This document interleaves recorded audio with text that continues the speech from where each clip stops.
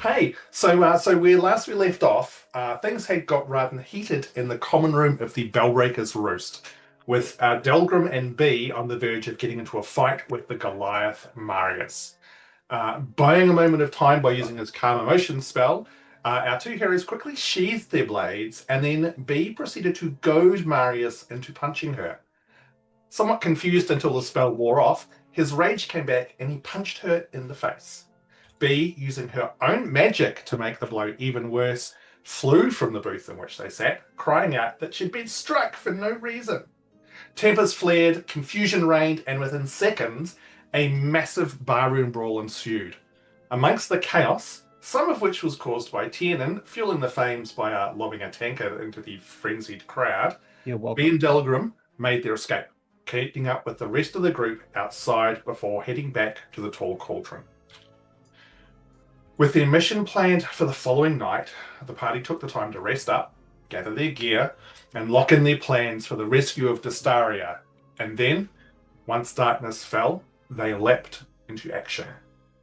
Upon arriving at the mansion of Errion, they did a quick reconnaissance before climbing over the back wall of the grounds, skillfully avoiding detection of the strange, one-eyed creatures prowling around.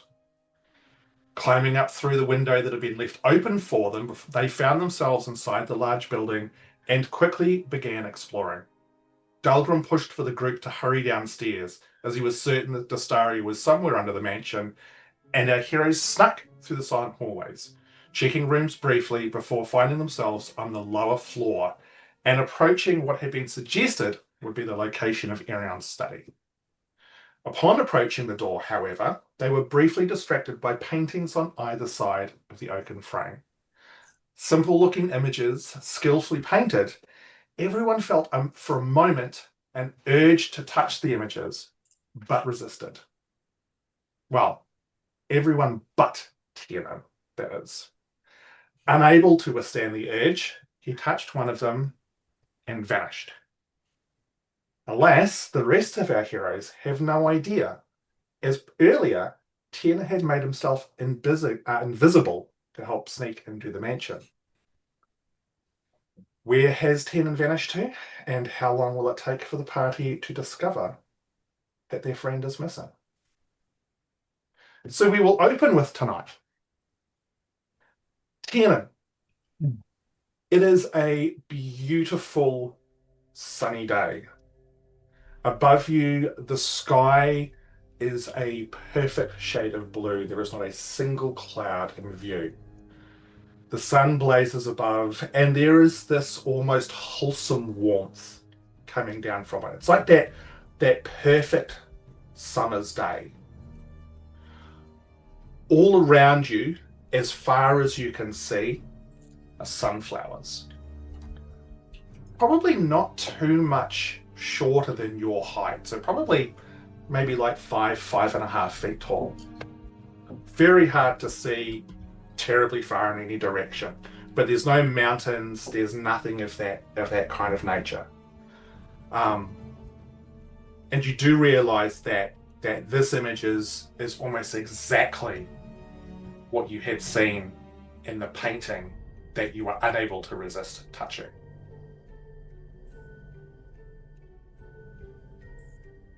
Okay. Well, am I enamored or anything like that? The same sort of reason of me touching it was? Or I'm just myself No, again? now you're just like it is all that urge to touch it has passed, and you are fully within your wits now. You surrounded as far as the eye can see with these sunflowers. Okay. Well, I'm going to look a little bit confused and turn around to look behind me to see if I can see a doorway or something that I've walked through to get here. You turn around and you do a full 360, and it is just sunflowers as far as the eye can see. Okay. What? Going to touch one of the sunflowers to see what sort of sensory I get from it. Is it a real sunflower? Yeah, I mean, you reach out and you touch just like one of the large heads of the sunflower, and it feels like like a sunflower. Can I ask you to please make for me a dexterity saving throw? Like, oh, fucking Guess hell. what? I forgot. Forgot to grab me dice.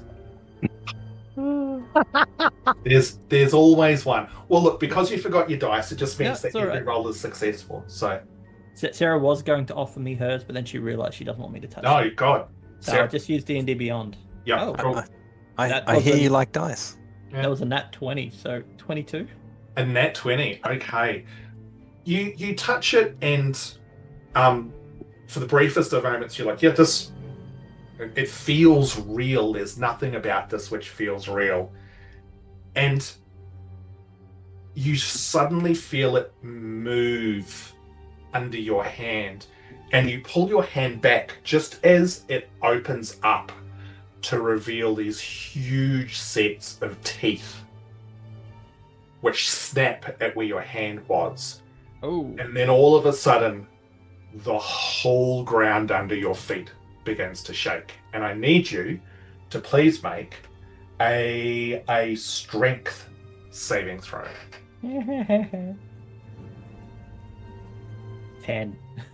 10? 10. Okay. You get knocked to the ground. The floor, it's like an earthquake. And you fall over amongst these sunflowers. And you watch as about 5 of them just bend towards you, and these mouths on them start to open up. And I would like you to please roll for initiative for me. Yeah. 21. John, you gotta use D&D Beyond for rolling more. I don't know, I got a 10 before. So what did you get? 21. 21? What's your dexterity, John? It Tiernan? is 15. Whatever it is, these flowers are just a fraction faster than you. They also got a 21, but their dexterity score is higher. Mm. 2 of these flowers lunge down towards you, attempting to bite you.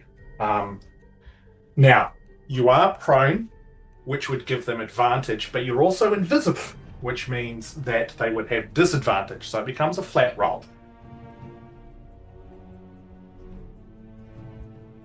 So, and I did not roll terribly well. One is a 17 and one is a 16. 17 misses and 16 misses. Okay, so both of these things snap down and you manage to fend them off. You can feel as one of them just like closes briefly on your arm, just the strength of these teeth. It is now your turn. These things are all around me, aren't they? These things, you are surrounded by these things. Oh dear.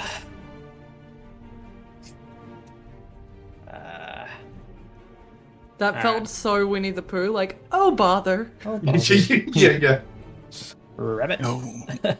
Okay. If that's the case, I'm going to drop a thunder wave centered on myself. Yep. Level 3. Because this is crazy. Yep. So each creature within a 15-foot cube, so that's basically anything 5 feet around. Yep. Around me. Constitution saving throw, DC 17. DC 17. Okay. All right, roll your damage for me. Alright, It absolutely does not make anything close to a saving throw. I rolled a 2.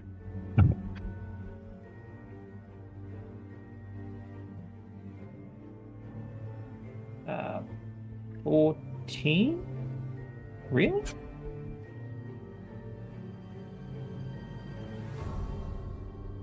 $14. Just checking those rolls.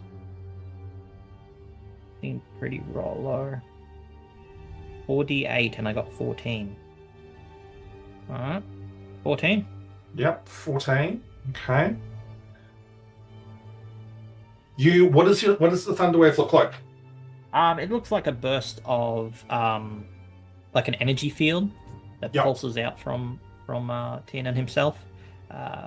Anything within that gets hit is automatically pushed 10 feet away. Yeah, yeah.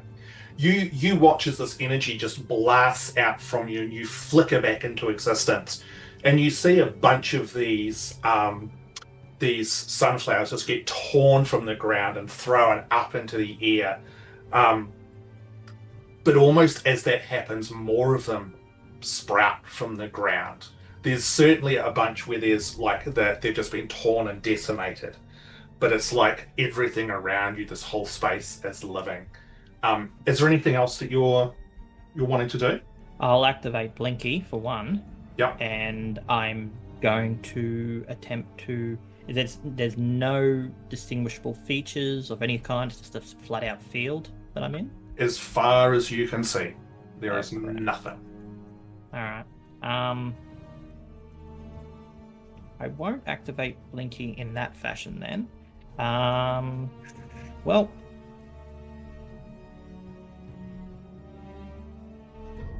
Sorry, just give us a sec. Trying to find. Where is this? Begin the actions. Okay. I am going to randomly fire firebolt into the field of snowflowers. Well, you've already had all of your actions, and Okay, you asked me what I wanted to do, so. no, it's asked you if there's anything else you wanted to do. Okay. Yeah. So, like, are you Oh, wanting? So, for example, no, I can't do anything else. for example, do you want to stand up? Oh, yes. Okay, cool, excellent. Okay, all right. So you pull yourself back up, and you can see now as you look around that thunderwave has done more damage than what you could sort of initially see. You can see that there are more of these sunflowers that have been sort of torn up, the heads of them missing, snapped in half. So it absolutely definitively did do damage to whatever it is that's around you. But again, the ground suddenly starts shaking violently under your feet. And I need you to please make another strength saving throw for me. 7. 7? Mm-hmm. So you pull yourself back up and the ground shakes, and as you fall down, these sunflowers just lunge again at you, trying to rip you apart. So the first roll is a 22. Mm-hmm. That'll hit. Second is an 18. 18 will also hit. Okay. Oh, Jesus.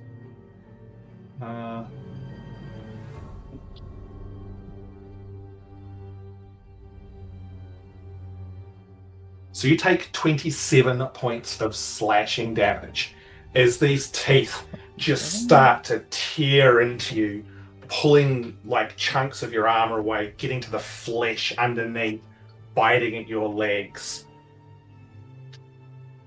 And above you, the sky is beautiful.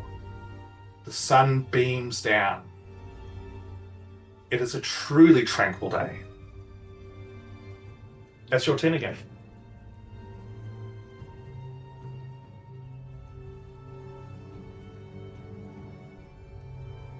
Okay. I'm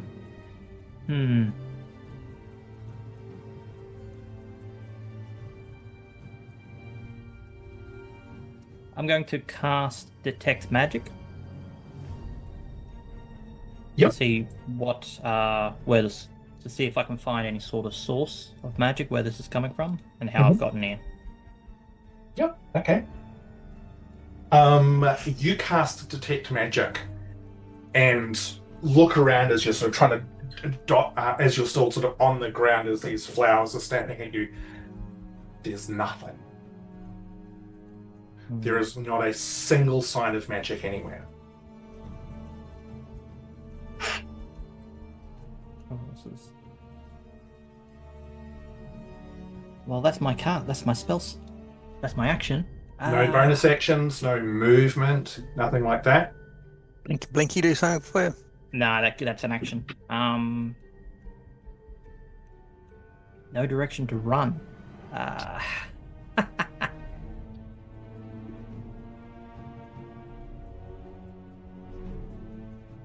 have any ability to send messages or anything? The shard. I could do that, but I don't think that takes an action.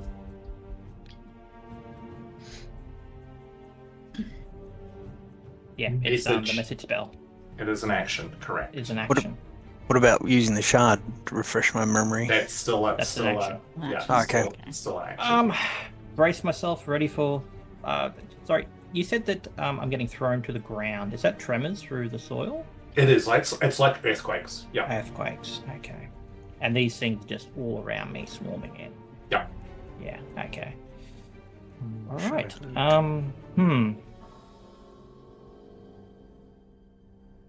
All right. Just wait for.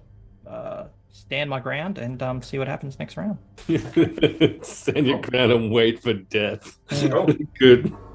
Excellent. Okay. Inside the mansion.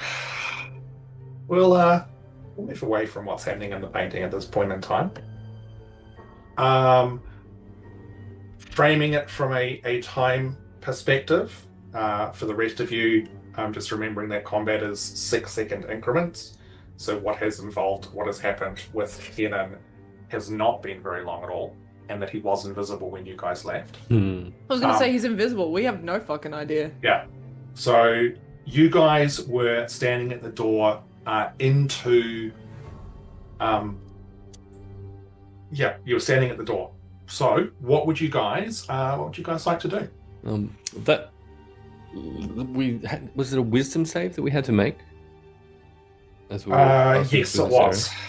And would we be aware? Yeah, because all of you would have felt like an urge to like touch that painting.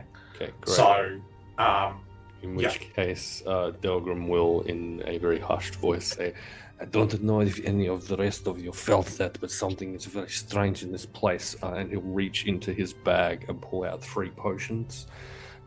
And he'll assess his friends as to who he thinks is the most and least wise. Based on their adventures so far, he'll go to give one to Grumpfel, and he'll be like, no, you'll be fine. B, can you find me? Because Delgrim is also invisible. And he'll approach B and just hold her on the shoulder. And place into her hand one of these potions. When it leaves his hand, it will become revisible, and it's, I guess, like a murky kind of liquid in those potions from very vague memory of what was in it. And then Gallivahad. Where's Gallivahad? We'll find Gallivahad, same deal, hand on shoulder, pass a potion. Can't reach my shoulder, but sure. My elbow. I will gently place my hand inside your knee. And I'll take Gallivahad's hand and put one of these potions into Gallivahad's hand. And to the both of them, we'll just say, drink this, it will fortify your mind if there are any other kind of attack like what just passed through. And then we'll immediately remember that Tiernan is an absolute idiot, and turning around, we'll just be like, Tiernan, you will need to have one of these. Oh my god, he's actually gone. Tiernan. Yeah, we roleplay hard here, man. Tiernan, where are you? And having no response from Tiernan, will then start immediately kind of searching this area physically, I guess, with his hands to see if he can find where Tiernan has gotten to. Which is truly hilarious because you're invisible and we can't see you scrambling around trying to find something. Yeah. So what are you? So when the rest of you hear Delgrim say this, what do the rest of you guys do? I am going to cast Locate Object. Drink your fucking potion first. But yeah, sure, do that. I'm going to cast Locate Object. Yeah. And I'm going to focus on Blinky, because Tiernan would never go anywhere without Blinky. Oh, well played. Well played. I love a little clever usage of spell. What are you saying? That I've never done that before? It's like you're surprised. Every time that you've played this game as B up until now, shit. No, I just no. That wasn't. That was like I just. Time for I like. everything. I like it when people do cool shit, and that was a good idea. So you can't. You Hamish, can't. just tell me I'm the personality hire next time. Wow, no denial. I don't Ouch. want to say it on stream. I think that would be a bad look, but we'll have a Cool talk. conversation. I'm going to be launching a cancel Hamish campaign immediately. Sadly, there's no HR here. Yeah, no, I am HR. No, actually, no, probably Saz is. No, hold on. Yeah, The look on Saz's face then was like, yeah, No, bitch. yeah, That ball gown really flourished then. yeah. All right. Someone's well, going for a timeout soon. We've had a good Someone's not Button Mummy's favorite. So on the subject of being people's favorites, you cast Locate Object, focusing on Blinky. Absolutely nothing. Nothing at all? Nothing at Which is crazy, because that goes up to 1,000 feet. Yep.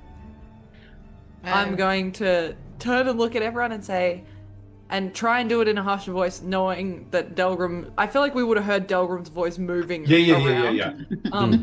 he'd still be, Guys. Tiernan, Guys. Tiernan, where the fuck have you gone? What? Tiernan is not within 1,000 feet. I mean, he's right here. No, he's not. I just cast a spell to find Blinky, who he would never go anywhere without, and they're not in 1,000 feet. Did anyone else have the urge to touch that painting? Yes, Oh, yeah. I fought it. It looked cool, but no. So I will also point out that there are two paintings on either side of the door, and the urge was to touch both of them. So did anyone else have an urge to touch one of or both of those paintings? Mm-hmm. I thought they looked really cool, and Absolute- maybe, but no. I Absolutely. would recommend not, but perhaps Tiernan did and something's happened. So I'm going to stop you there, and we're going to go back. So Tiernan, surrounded by this field of murderous sunflowers, the ground does not tremble under your feet this time, but these flowers continue to snap at you. However, you've kind of got a little bit more of a feel for the movement and what's happening in the space, and you're quite easily able to fend off the multiple attacks. It is your turn again. Okay, he's up shit creek at the moment. Cast Summon Paddle.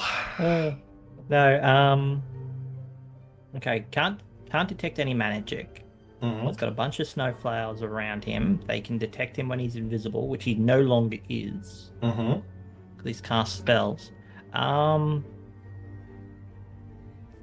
think he needs time to think. I'm going to cast Rope Trick. Okay. What does rope? So tell me about Rope Trick again. Rope Trick, I pull out a rope and it creates an extra dimensional space above my head. Mhm. And I just climb up the rope and can pop into it. Okay. As you climb up, they would get an attack of opportunity. Yep. So you summon this extra dimensional space, and the rope just out of this picturesque blue sky just falls down at your feet. And as you pull yourself up, these flowers start snapping at you again. One is definitively a miss, but I'm pretty sure a 24 will be a hit. Yes. So you take another 11 points of slashing damage. Yeah. Is Rope Trick a concentration spell? No. No? Cool. Excellent. So you climb up as this sunflower, its teeth dig into your calf muscle, and just you sort of have to pull your leg out of it, leaving just these trails of tattered flesh as you climb up into this extra dimensional space. And I pull the rope up with me. Now, that'll give me an hour to have a think about what the hell I'm going to do. Excellent. That is a It's gonna be crazy when we complete this entire heist and you're just in a sunflower field with like a fucking pocket dimension. I love it. It's great. This is incredible. This is amazing. It's gonna be even crazier when you pop back out and we're all gone. You're just in this mansion. We've rescued, we've conquered, we're sitting around going, where have you been? Let me posit something. The multiverse doesn't like extra dimensional spaces inside other extra dimensional spaces, right? What if this just opens a rift in the astral plane? This is just 2 bags of holding being thrown together.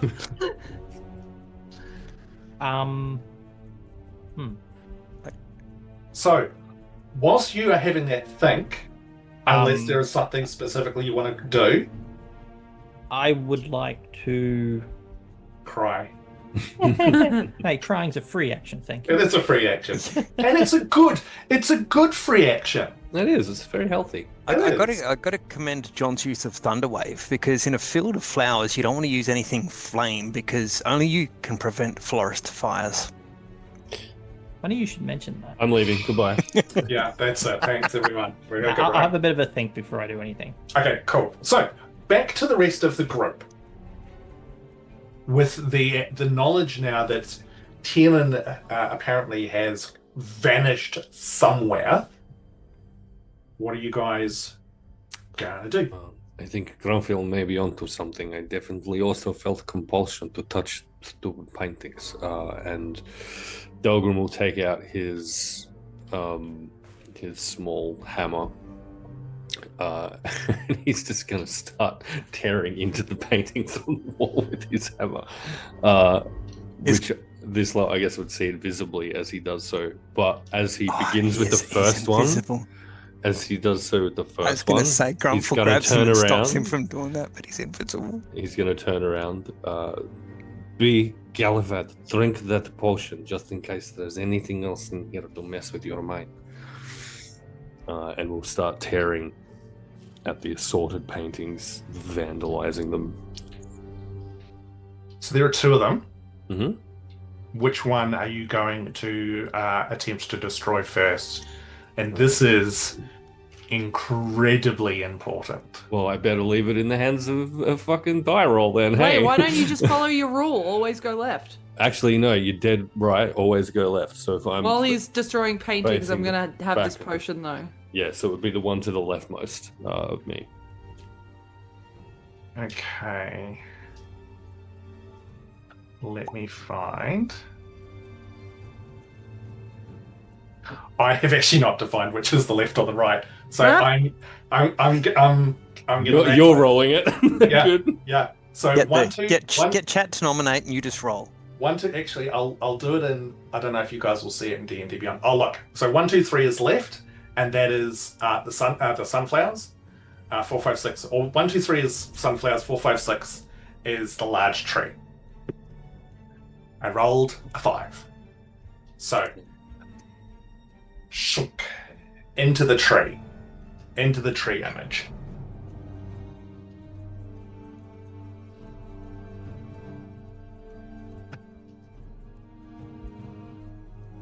I don't like this silence, tension.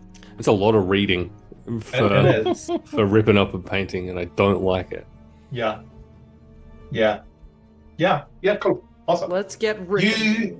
You were invisible when you did that, weren't you? Mm. Yep. Cool. All of you guys, you see the painting of the tree depress slightly, as if someone has had it, touched it. Like there is the slightest of like dinks of someone like hitting something, because of course there's solidness behind the painting. Delgrim. Mm-hmm. No. Shunk.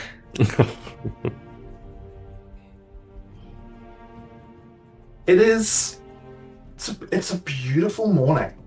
The sun is gently rising over the hills in the background. I didn't touch it. You are holding the hammer. Good. Okay. And in front of you is a large tree. Excellent. And you're surrounded in long, tall, there's lush fields of like tall grass which just almost hypnotically weave Excuse me, I need to prepare for this. in the wind. It's a beautiful, beautiful, beautiful morning. Wonderful. And as you look around, all you see is this huge tree in front of you and this field of grass as far as you can see. I will, however, ask you to make a perception check for me. Certainly. I've rolled a 16, which gives me 21. Okay, 21. Interesting.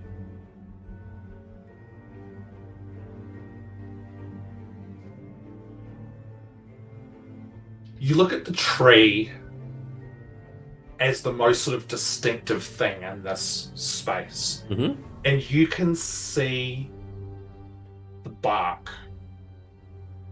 And for the briefest of moments, the shape of the bark on the tree in one part almost looks like a skull.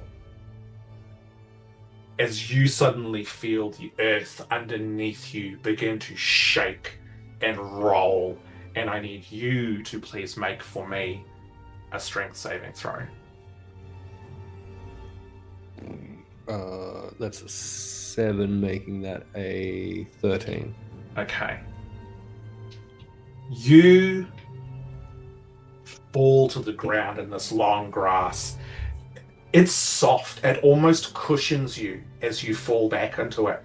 You could imagine that in the right situation, on the right day, falling back into this sort of grass on a beautiful morning like this would be a relaxing and beautiful experience.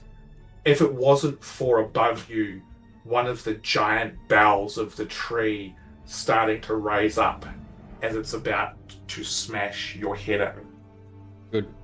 Back outside to the three of you who are in Errion's mansion still. What are you guys up to? Delgrim? Delgrim? I say, old boy, stop stuffing about and answer me. I'm going to start waving my arms around to see if I can hit like a head height Delgrim. I'm going to do what any logical person would do and add to the chaos. I'm going to open the door in front of us. Fucking. I'm overstimulated. Yeah. The best way out of all of this chaos is to go deeper. No, the best way is to...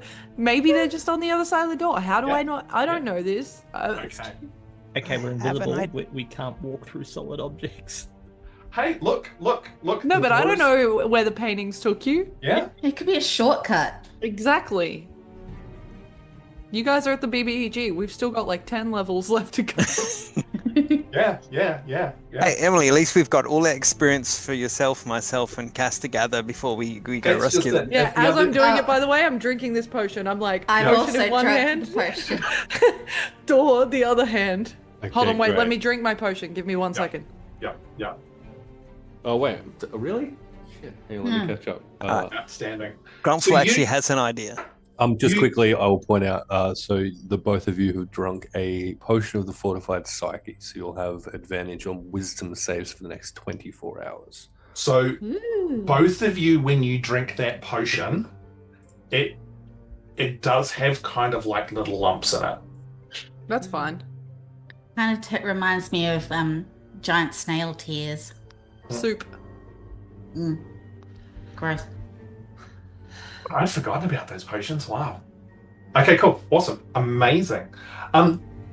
B, you open the door, and on the other side, in the darkness, you can see what appears to be some kind of study. On the right-hand side of the room, there is a large, very ornate desk. Can you get rid of the fog of war so we can see it? Oh yeah, I'd forgotten about that. There you go. Thanks. Can we also see enough in there to see it? Yep. Yep, cool. So there's a large ornate desk. It's covered in pieces of paper, quills, ink pots. There's a couple of books. Beside the desk is a large device that looks a little bit like a lamp, but just a little bit different. There's a couple of large bookcases in here filled with a number of different books. On the other side of the room, you can see there's a couple more paintings. Wow. But this is about it. It's very obvious that there's a study. And on the opposite side of the room over here, where I'm indicating, you can see also another door leading out. Is there anything on the desk that I can read, or is it all kind of closed up, nothing visible? You would, I mean, are you going to go over and have a look? I'm in the room. Yeah, cool. You head over to have a look. Grumpfel, you was something that you were saying that you were going to, I'll get back to you on attack, Bean. Mm-hmm. Yeah, go for it. Yeah, I was, and then I realised that it might actually be meta. Grumpfel wouldn't actually realise, because these two clowns were invisible, that they've been sucked into the painting. I was going to suggest Grumpfel wouldn't, like, he's all divine with a very limited amount of arcana knowledge, unless you want me to roll arcana and sort of hope for the best. He wouldn't make the distinction of them disappearing into the painting. The only clue that you would potentially have is that it was the sound of Delgrim hitting one, and you did see it, and you see the dent in, and it wouldn't be plausible, and the compulsion for that you had to touch. Yeah, but that's still, I would, like, again, not trying to slow the action down. Grumpfel wouldn't realise that. Entirely up to you. I only did it because I rolled an 18 on an intelligence check, so I figured it makes sense. Yeah. All right. How about an arcana check based on a result, whether you think he'd make that leap of logic to the painting, other than the compulsion and the invisible. All right, let's have a look here. Not the best. Yeah, no, 11's not going to do it, I dare say. Yeah. So, all right. Well, he'll sort of just from the doorway just watch what B's doing and hope that she doesn't not answer, because again, we don't know what's happened to the other two. Yep. So, on the desk, there is a stack of pieces of paper. There are a couple of scribbles on some of them. It's all sort of very sort of business, like, meeting at 10 a.m. with so and so to go over the latest supply shipments and things like that. There's nothing sort of particularly interesting there. There are some drawers and stuff in the actually, what I will do, he said, reading some of his notes, make an investigation check for me. Yeah, I can do that, I think. Maybe. An 8. For investigation, don't you get plus like 1,000,000? No, I get is that a only on +2. perception? Oh, okay. Yeah, look, there's 1,000 pieces of paper on here. You don't find anything. Can I open the drawers and go through them? Yeah, so you open up the drawers. Inside the drawers, again, there's just supplies. There's nothing of any kind of significant sort of interest. Is there any blank parchment? Yeah, there's a whole stack of it. I'm a wizard. I'm going to take it. Yeah, cool. Excellent. The parchment's a mimic. Yeah. I'm also going to take ink as well. And this lamp in the corner. I'm going to just give it a poke. You poke it, and it just starts to glow very gently, like a normal lantern would. Can I, like, Is there anything magical about it that I can detect visually without casting a spell, just from my it's very obvious that there's some kind of like probably simple light spell on it, so it's like that's touch activated. Think of it like those touch lights you can get for like in the bedroom. Right. I'll have like a little peruse of the bookshelf. I'm not going to stand there and like read through everything or anything. I'm just going to kind of like do a walk by and see if anything catches my eye. Okay. Grumpfel's gonna be back to the door now, but looking along this landing and making sure nothing's sneaking up on us. Cool. That he can see. Gally, what are you up to in all of this? Well, I was waiting because everyone left me and I can't see in the dark. So now that there's a lamp, I can see. I can see enough to go through the door. Good. Yeah. And I wanted to see if I could like look down this corner and see what the deal is with the painting there. Yeah. Oh, we're all going through different paintings. That's fun. Yeah. So I just want to have a look to see if like is it the same, It is. And then Yep. if not, I have another idea. It's a very different painting. This one is of an elderly woman in a very sort of regal pose, but you don't get any kind of compulsions. There's nothing strange or untowards about this. Is there a painting of a treasure map in? Is there any treasure map? Compulsionist can't sleep. And that otherwise, I've seen a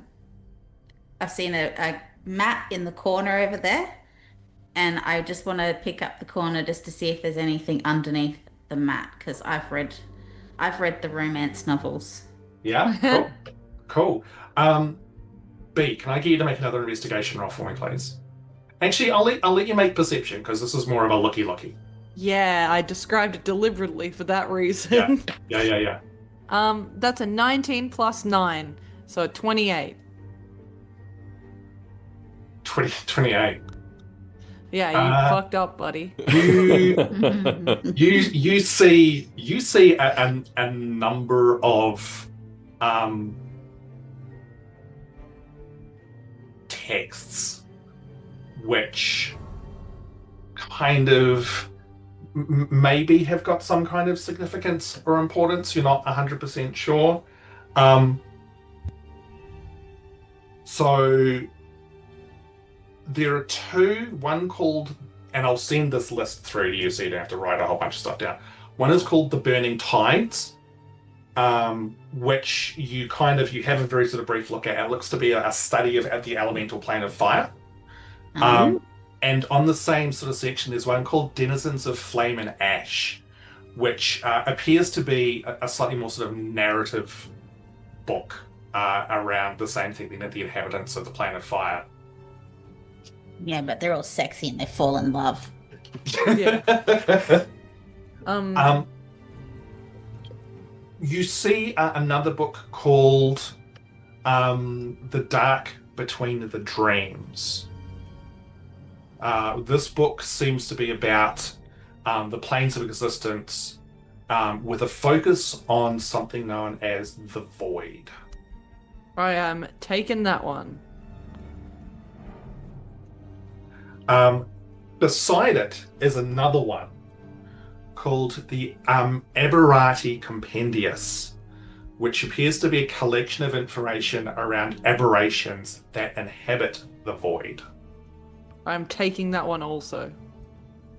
Another book, The Interplay of Mitskas un Stani, which appears to be a study on the experiments of combining arcane and divine magic. I'm taking that one too. Fuck the fire plane. Give me the other shit.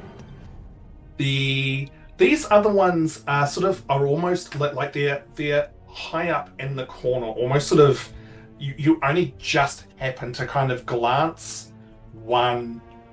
There's two in particular that kind of pique your interest, which draws you to the others. So one of them is called The Downfall of Knowledge, which is a book which details the history of Calisaria and the Calisarian archives. The other book is called Arcanum Leashed. I want those two as well. Can I reach them? You can. Yep. That one appears to be something to do with anti-magic. Again, you'd probably need to spend a little bit of time having a read. Oh, that's fine. I'm starting a library in my backpack. The last two you find because you rolled so fucking high. Summonos Fanati, a detailed guide around how to summon forth aberrations from the void. And the last one called Radiance and Ruin, which appears to be something which talks about divine beings who descend upon the world with righteous might, in the name of all that is good and pure. I'm taking all of them except the fire guys. Yep. I will, if I start to, like, be heavily carrying all of these books, I'll be like, Gallivahad, I need some help. Yeah. What do you need? Can you carry some of these for me, please? Oh, yeah, no worries. I can carry all of them. Oh, cool. Thank you. And with that, is there any smart books in here? I just want one. We're gonna go back to Delgrim. Instead of Mills and Boone. Speaking of smart books. Speaking of smart Arcanist books, wand. Delgrim, I need you to make a roll for initiative for me, please. Certainly. You fuck. Fine. 6. 6? Mm-hmm. Because what's happening is, so Delgrim, did you say I'm lying down somehow? Yeah, you've been knocked to the ground by the shaking of the ground, yeah. Cool, Isn't excellent. it fun? So Delgrim's laying on the ground, stares up in this beautiful sky, and in the filthiest language that anyone familiar with his Dwarga dialect would be able to recognize, just an absolute string of curses talking about how none of this ever factored into his boyhood dream of performing a jailbreak at all, and this is absolute bullshit, and he shouldn't be here, and this is all Tiernan's fault, and he's absolutely gonna murder him the next time that he sees him. And with that, 2 giant tree boughs try and smash Delgrim into jam. Oh. They are rolling with advantage because you are prone. 15 to hit? No. No? No, you'll have to do better than that, I'm afraid. Okay, I just rolled a natural 20, so maybe do it again. Maybe don't taunt me like that. You can take a natural 20, but I will remind you that with adamantine breastplate, it does not count as a critical hit. Oh, well played, sir. Well played. So you take 13 points of bludgeoning damage as one of these giant tree boughs just sort of like glances off the side of your shoulder, smashing into the ground beside you. Okay, good. It is your turn, sir. How far away is this tree? It's like about 7 feet away. Perfect. Delgrim will stand. Yes. He will take a torch from his little bag of goodies. Yep. Light it. Yep. Slowly and deliberately, still filthily cursing, approach this fucking tree. Yep. And attempt to set it on fire. Make an attack roll. What do we want to add to that, do we think? Torch. It's a. I guess it's just like an proficiency unarmed. In strength. It's like an unarmed strike, right? It's improvised attack, yeah. Yeah, dirty 20. Yes, that hits. You you find like a knot in the tree, and you just jam the torch in there with all of this rage and fury. Oh, and it's white cold. it's there, but it's contained. You would expect wood to burn, and it does not. The tree, though, almost writhes as if it's in pain. Like, this has certainly done some sort of damage to it. Mm-hmm. But this is not a tree.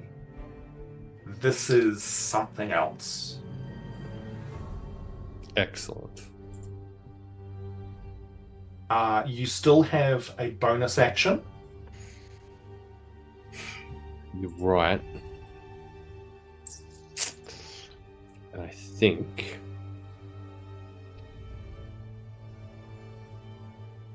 I think the smartest play... Does it qualify as a creature? What are you trying to do? I would be attempting to seduce apply... it.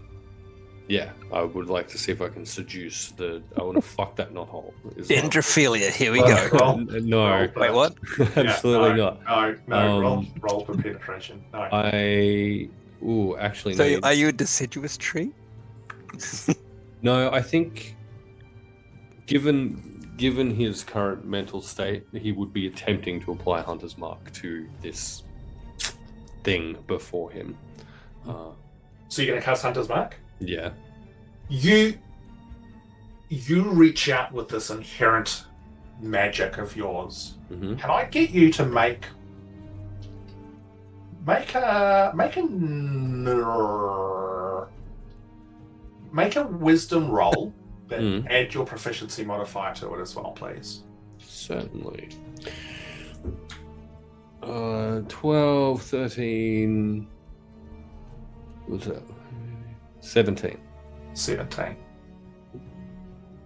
The Hunter's Mark always gives you a sense of the thing that you're casting it on, the presence, and from all of your training and the experiences that you've had with your life has honed your senses around the environment and the things that you face.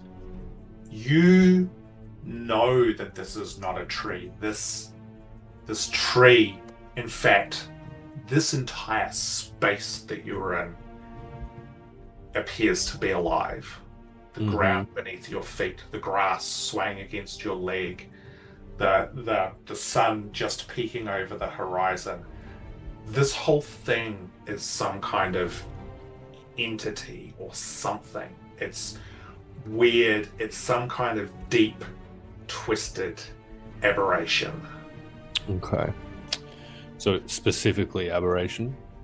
Correct. Okay, that'll come in handy, I guess. However, it is now its turn. So, again, the ground just like rolls and bucks under your feet. You can almost see it coming like across the grassy plain, like the grass moving and undulating, and then you find yourself trying not to get thrown onto the ground, so you need another strength saving throw for me, please. Sure. Ooh, not as good. Strength save is going to be 16. 16's enough. So you manage to almost like ride the waves of the ground bucking under your feet, and avoid falling over as two more of these giant tree limbs just try and cave your skull in.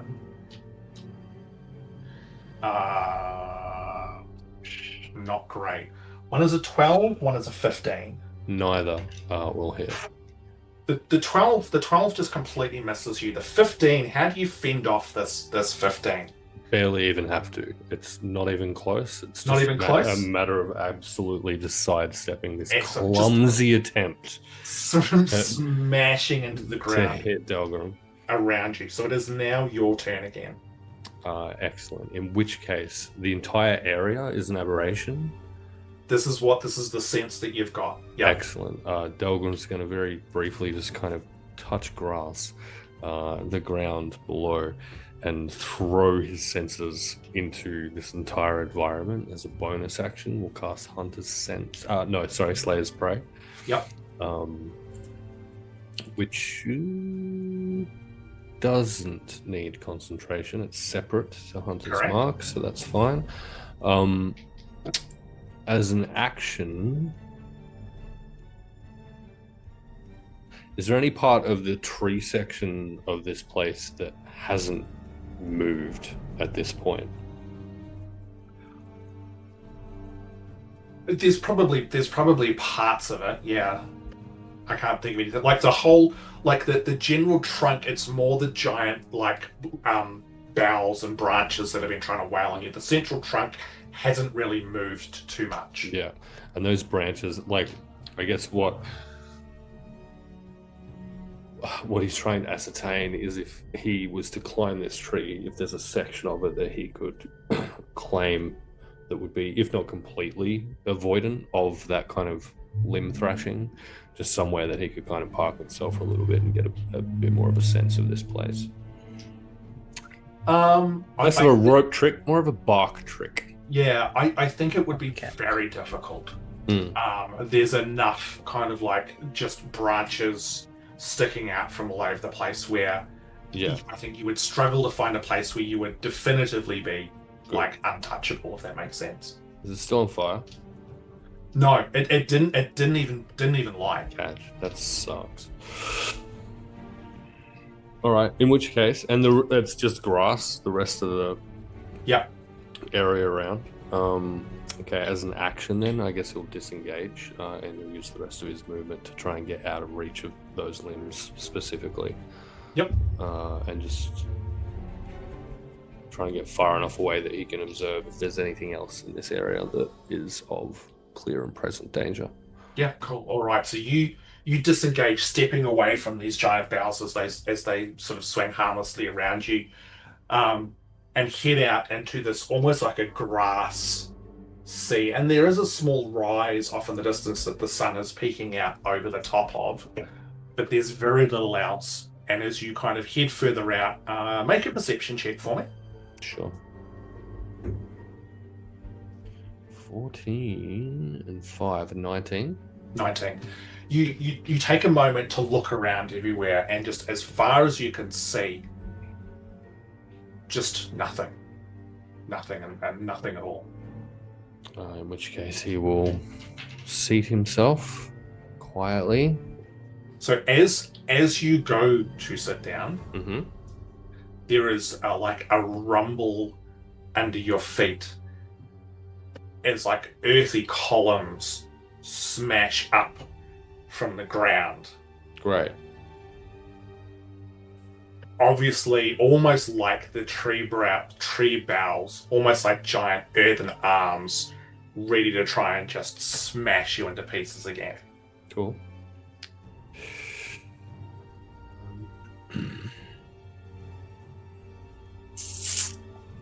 And that's a strength save again, I assume? So there is no strength save. They are going to actually just simply attack you. The ground is not trembling under your feet. They're just giant earthen columns trying to turn you into Delgrim jam. One definitively misses. The other is a dirty 20. Ooh, a dirty 20 will hit. So that is 12 points of bludgeoning damage. And it is back around to your turn. For the rest of the group, there will probably be a fairly extended period here with Delgrim, because you guys did a fair bit in the room. I think what I'd like to pitch is an intelligence check. Making use of his innate ability to understand and get fucked aberrations for some kind of an indication as to what the most sensible play is in this place to keep him alive until presumably his friends figure out how to get him the hell out of here. Yeah, okay. Yeah, okay, make an intelligence check for me. Being an aberration. Actually, no. I want you to make a wisdom, because I think this is a very rangery thing. So I think I would like you to make a wisdom check. I'm going to make the case that it's absolutely a rangery thing, but it is a intelligence check at advantage, which is part of his aberrations being his preferred prey. Oh, you then cool, sweet, fine.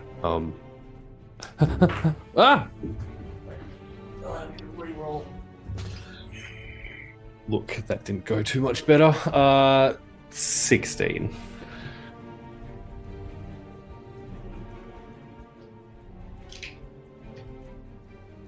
You have a point of inspiration if you need to use it. I'll take the 16. No, you glean something. So you're aware of there are creatures in the world known as mimics, which can mimic an item, a thing, an object. Every sense that you've got is that this isn't necessarily a mimic, but this thing is the entire world that you are in, and that even from these earthen pillars which have just come up to try and smash you, there is nowhere to hide, to run, to hide. Yeah. Where you how you get in, how you get out, this is well beyond your realm of knowledge. Do we think it feels like it would be futile, like attempting to actually fight in this place because it's everywhere and everything? You haven't done enough to kind of get a sense of that. Like you stuck the torch into the tree, and the tree it didn't burn like wood, which absolutely suggested that this is some kind of entity.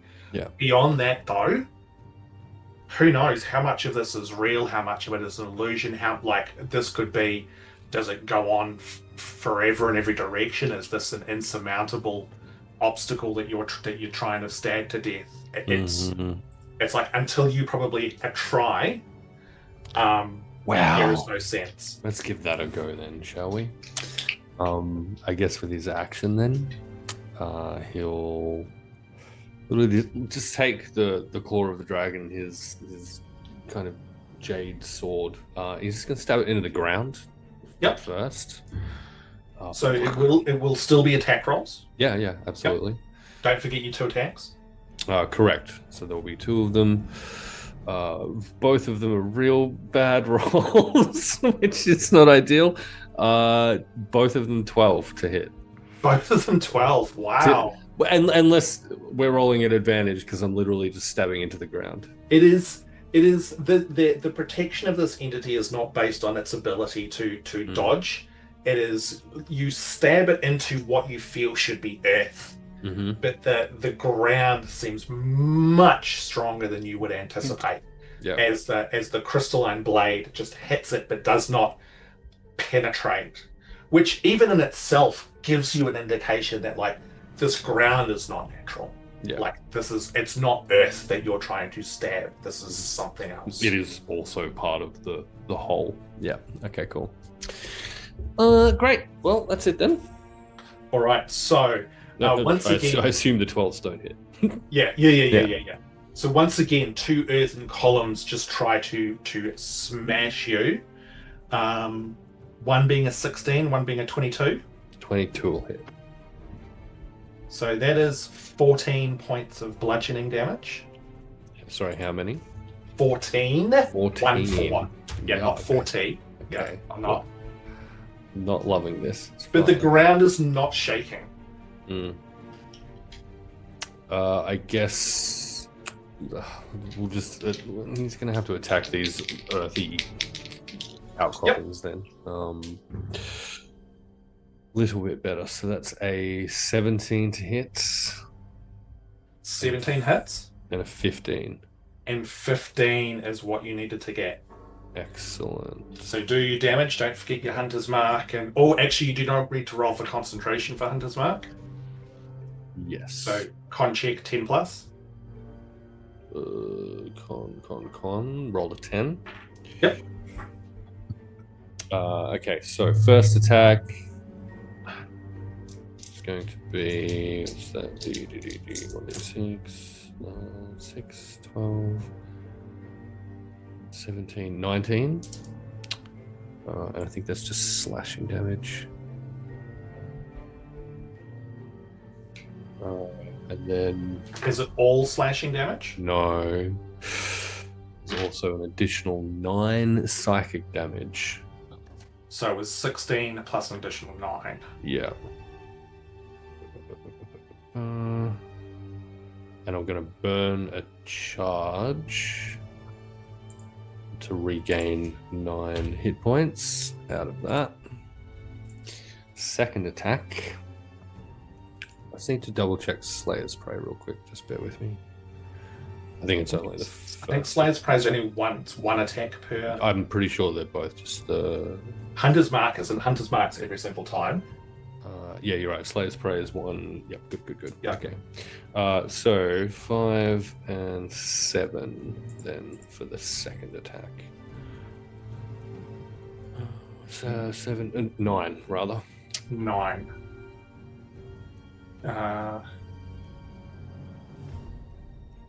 Also, the extra D10 can be applied to that as well. So fuck it, let's do that. So the psychic. Yeah. Yep. So there's gonna be another 9 psychic damage, and I'll take that. I'll burn another charge to heal for 9. Okay. As well on that. All right. So you, this time, like now, sort of having a sense of what this ground is like. 2 mighty plunges, and the blade buries deep. You can feel all of that extra, the power, the skill, the malice that you've got as it goes into the blade. You feel that psychic thrum. However, that doesn't seem to do much to whatever this thing is that you're stabbing. But what you do notice is on the second one, the ground seems to almost roll. And as you look up, the horizon looks like paint running down a canvas. Almost as if you are this what was a reality is now bending and buckling and running and oozing as you have done significant damage to whatever this thing is that you're in. Like you glance back and the tree looks almost like 2-dimensional. Good, you weren't even particularly well drawn anyway. Of which 2 giant earthen fists will once again, I need to roll that, will try and beat the snot out of you. One is a 1, the other is a natural 20. Ooh. Of course, again, saved by your armor. But you will still take 18 points of bludgeoning damage. As you say this, just this earthen column smashes into the side of you, almost knocking you off your feet. It is your turn again, though. Good. I'm glad about that being the case. I will be making those 2 attacks again. Oh, yeah, good. I forgot about an extra little thing. Excellent. Yuck! Wait, I had inspiration, yeah? You did. Okay, cool. I'm going to re-roll one of these attacks then. Never mind. It was... Hang on, let me... Just in case, I don't know, maybe it's actually real easy to hit this thing. Does a 10 hit? No, the 10 is not hit. Okay, great. What about an 18? 18 does, yes. Okay, brilliant. In which case, let's fucking go.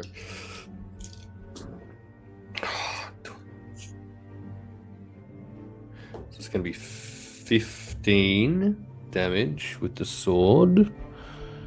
We will do an additional 8 psychic damage. That's 23. Yeah. And as a bonus action, we'll use Divine Smite. Ooh.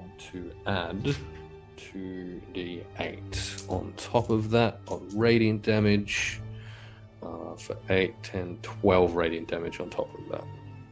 You plunge the blade into the ground and the world explodes. Tiernan, you're sitting up in your little extra-dimensional pocket. Is there anything that you want to be doing whilst you're up there? I want to see if I can observe the space outside. Yep. And try to determine where I'm finding myself. Do I recall seeing the sunflowers on the paintings that I picked or that I touched or anything like that? Just trying to work out where I am. So make a perception check for me, please. Oh, 18. I've never rolled a 19 on perception check. Good time for it. Hmm?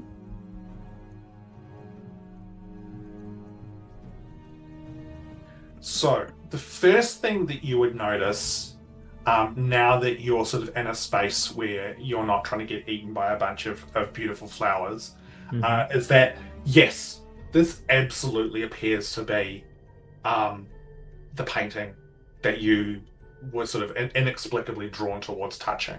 All right. I'm just checking to see if there's anything else that you notice.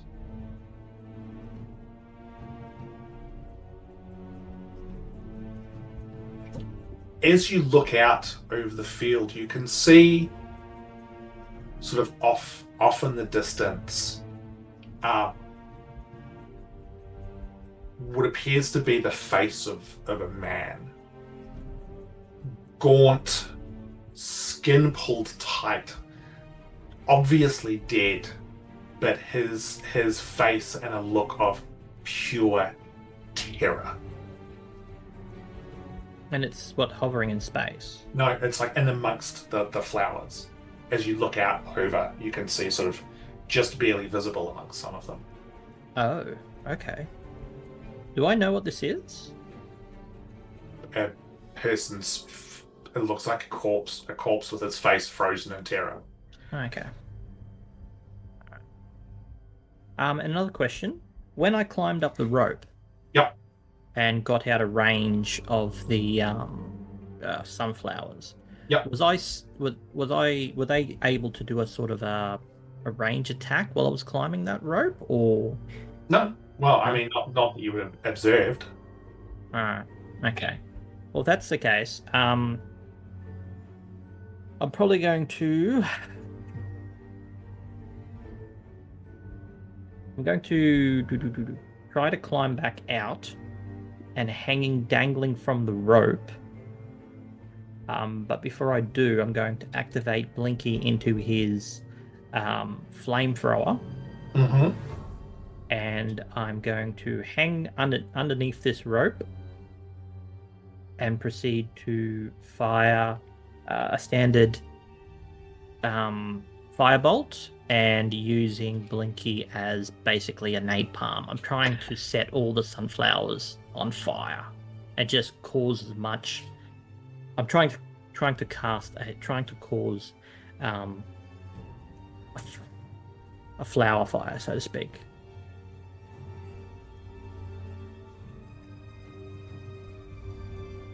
So the fire the flamethrower attack would be a cone. Mm-hmm. Mm-hmm. And then my simple fire bolt would be the ignites anything which is ignitable if I hit. And I'm just firing down into amongst the, but I have to leave the space. I can't fire through it.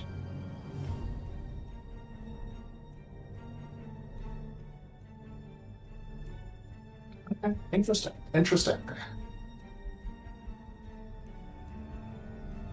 That's why I was asking to see if they were actually attacking by range while I was climbing up the rope.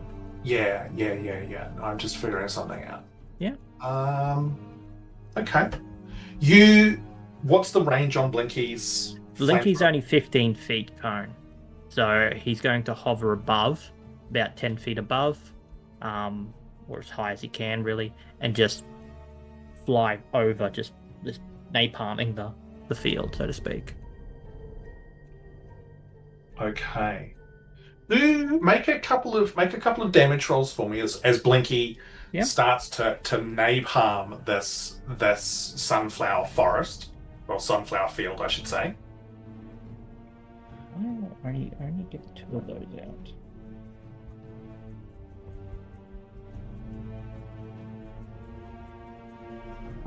Pardon me. So that's a 10 for a first one. Mm-hmm.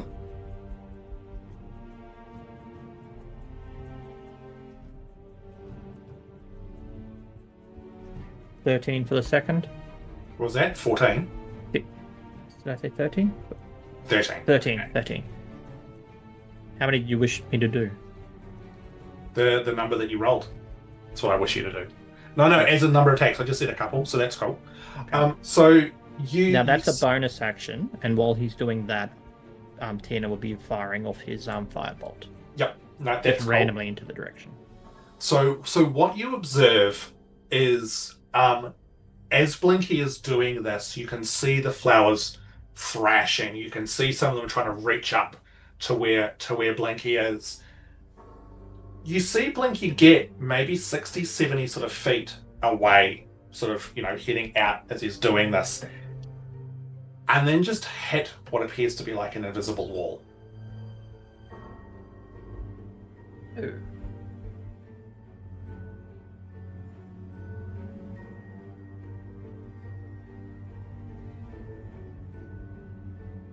So by that would be the so that's the edge of the space. Yeah. Roll the damage for the firebolts.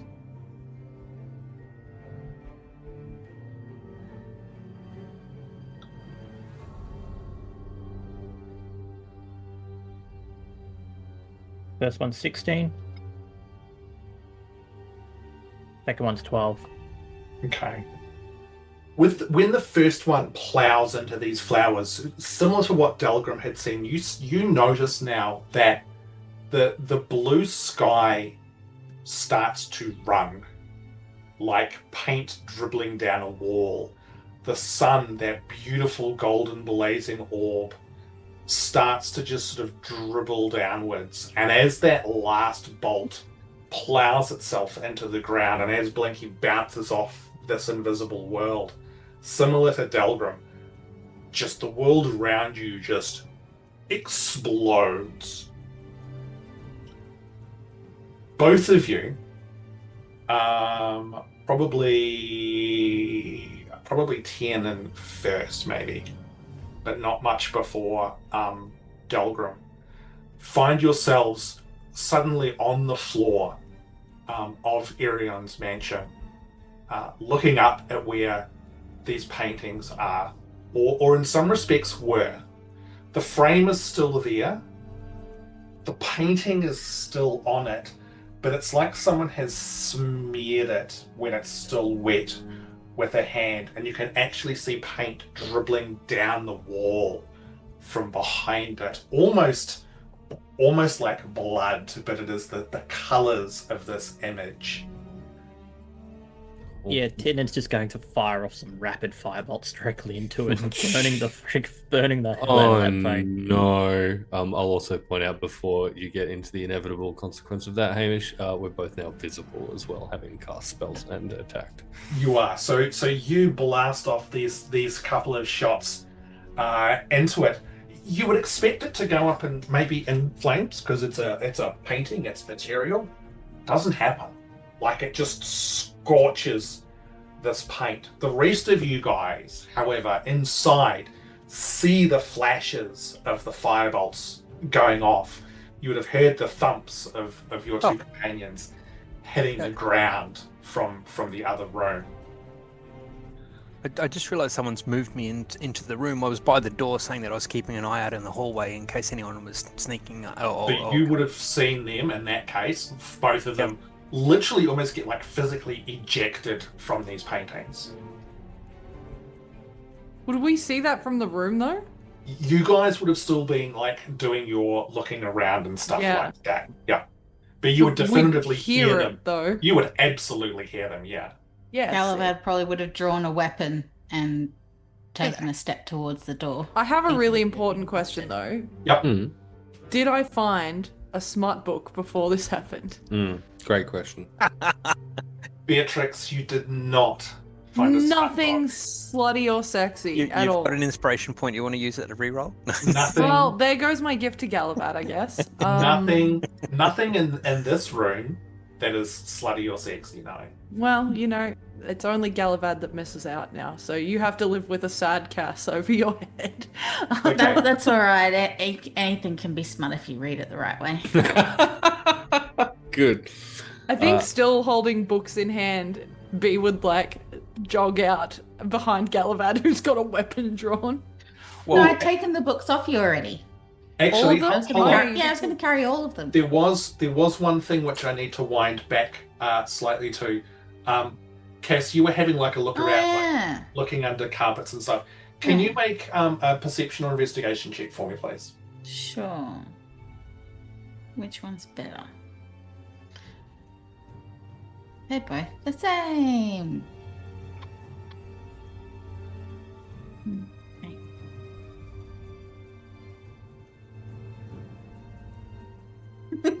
It was a 3. Yeah, cool. Look, there's a lovely floor under the rug. There is nothing that you can see or spot which seems untoward or unusual here. And then you hear the crash and you get the box and all that sort of stuff. Where the heck have you two been? Not really a fan of landscape paintings. And Delgrim will kind of walk on over to Tien and take that last potion, which he didn't drink for himself because he's a cool guy. Put that into Tienan's hand. Drink this, Tien, and don't look at any other paintings. Do not touch. Yeah, FYI, Tienan's like covered in blood. Because he lost half his health. What's the potion? It will make your mind strong. Anything to avoid that again. And I guess I drink it. Cool, lumps and all, it tastes meaty. Tastes like elder brain.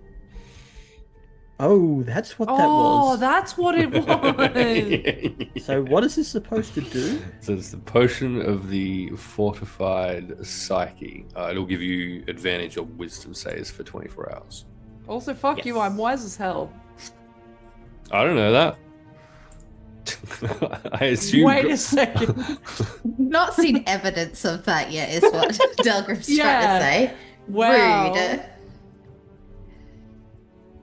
So, with your two companions somewhat bloodied and beaten, and having having discovered a number of books which absolutely haven't had the time to kind of like dig into or glean anything else from, what do you guys... Actually, do we want to take a little break now? I want to take a little break now. I feel like... This feels like break time. A good point for a little break, yeah. It does feel like a good time for a little break. So we're going to... When we come back, we'll level up. Thanks, Yeah, guys. you want my dumpling. You're not going to level up. My God. When you come back, yeah, we'll keep rolling along. Thanks for hanging out with us. We'll be back in 5 to 10, and we'll see what other pieces of furniture try and eat the party. Let us know in chat if you think Hamish should let us level up. Wait, what? Woo! 5 to 10. In the land of Peldorn, where the echoes call, through the ruins deep, through the rise and fall, radiant shadows dreaming of the dawn, that which shines will blind us all. Tiernan crafts with shard and steel, searching for the lost. Blinky flies beside him, a faithful friend at any cost. Miera weaves the storm and flame, magic wild, chaos untamed. Power churning, bright yet dire, she walks the edge of fate and fire. Radiant shadows, dancing in the night, guided by the stars, taking up the fight. Through the darkest valleys, to the highest peaks, standing by each other as the darkness speaks. Delgrim stalks where the wild things cry, a sharpened blade, a hunter's eye. Stranger to stars in the light of day, he hunts for the means to fell his prey. Grumpfel draws on death's domain, a good life's rest well earned, with Aeon's blessing, sharing the lessons learned. Bee's mind is a map of endless lore, a wizard's gaze at the arcane door. Her blood runs thick with a trauma past, she weave her spell as the clock turns back. Radiant shadows, dancing in the night, guided by the stars, taking up the fight. Through the darkest valleys, to the highest peaks, standing by each other as the darkness speaks. Blinding gold and shattered crowns, lies that weigh and pull us down. A light too bright, a fate too tall, that which shines will blind us all. Radiant shadows dancing in the night, guided by the stars, taking up the fight through the darkest valleys to the highest peaks. Together they will stand as the darkness speaks. In the land of Peldorn, their epic tale is spun, a story still unfolding, a battle not yet won. Radiant shadows dancing in the night, guided by the stars, taking up the fight. Radiant shadows, can you hear the call? That which shines will blind us all.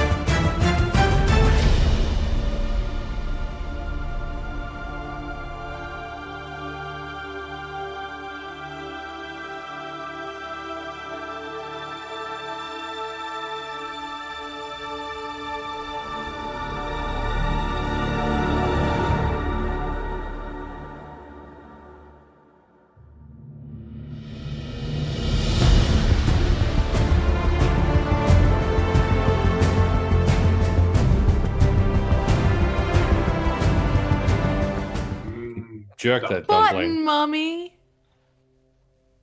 Everyone loves a button, mummy. Hey, have you buttoned your mummy today? No, actually. No, no, no. You roll a nat 1 to seduce. Oh no. Wow. Have you ever filled my button, mummy? Push the button. Nothing. Yeah. Hey, Coming out of my button, and I've been feeling just mummy. No. Oh no, Saz is gone. Don't laugh tears of joy all over that ball gown. I would hate to see it ruined. Why am I That's here? it. Favorite moment of the evening's done and dusted. Oh, I'm gonna find a way to invent Button Mommy as an actual NPC in this campaign. Ham, I'm leaving this situation. I'm going to find the town's tailor. Okay, cool. Excellent. What? I hope they like to be called Mummy, because here we go. Okay. All right, we're back. We actually do play D&D on this channel sometimes. Occasionally. Okay. Okay, all right. So, with the party back together again, what is your next plan? What are you doing? What's happening next, guys? Did you find anything of interest while we were Tiernan and I were Is that the fighting study for in our there? lives? Is that the study in the next room?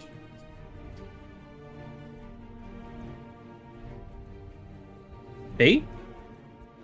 I haven't. What? Wait. The study. Yeah, that exists, but there's also another room. Sorry, you confused me because I saw a second door in there and I haven't gone in there. Also, you're covered in blood. Yeah, that does happen when you're attacked by sentient sunflowers who bite you. That sounds like a lie. Sunflowers. How was loud yours? was that noise that happened before? It looked What like noise? you. Where The did you noise fall? of Tiernan And Delgrim falling out of the Oh, bed. it would have been like, I mean, this house is very quiet, so it would have been very obvious. Like, it looked like Because it's also out in the main fell hall, out of so it would have echoed too. Sorry, Heath. It looked like you fell out of the paintings. Not painting. Terrible aberration of much disgustingness. Let's not touch anything if we can get away. If we can all. Oh, too late. I just raided the bookcase. Book. And you appear okay, so let's chalk that up as a win. Yeah, Gallivahad's carrying all my books for me. Well, did we Chalk find that up what as a win too, if you like. Did we find what we needed to find in the study? Weren't we? Well, there's expecting another that- door which I was about to look at, but also you guys just like kind of arrived, A, covered in blood, and B, out of nowhere. I'm And- fine, and Tiernan. really loudly too. We Yeah. need to get moving. Everyone be quiet. We do need to get moving. Tiernan, are you okay? Yeah, it was an experience. It certainly was that. Gallivahad is absolutely right. B, show us this other door. We need to continue. Oh, Gotta walk it yes. off. Walk You it off, need Tiernan. You need some help there, Tiernan. I won't say no, but don't waste your resources. How messed up does he look? Looks like he's feeling 46% of himself. Does he look bloodied? Indeed, he does look. bloody. Well, then he requires resource usage to make him feel better. Because. And you guys are visible now, obviously, right? Yes. Yeah. Yeah. What Tiernan's trying to make out, Grumpfel, is don't use any of your high tier store stuff. Oh shit! No, he was only going to use the bargain basement stuff on him. Exactly. No, better to use something with a top shelf or bargain basement to heal Tiernan than to save it for when we really need it and then have Tiernan knocked out in No, what, you don't need one to go. rationalize it. It's all good.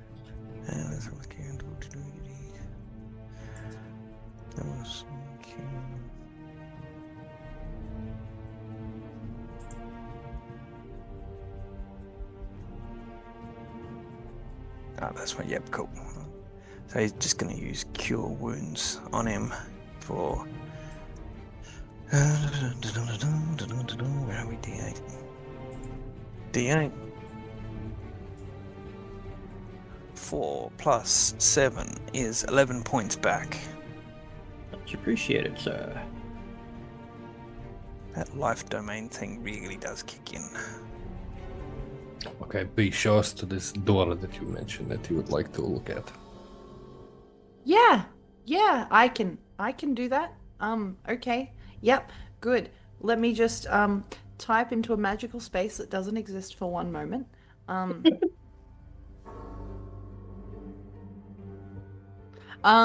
Yeah, cool. B looks real nervous and enters back through the study towards the door, but as she does so, I think anyone... Ham, can I be an annoying player and use people's passive perception at this time?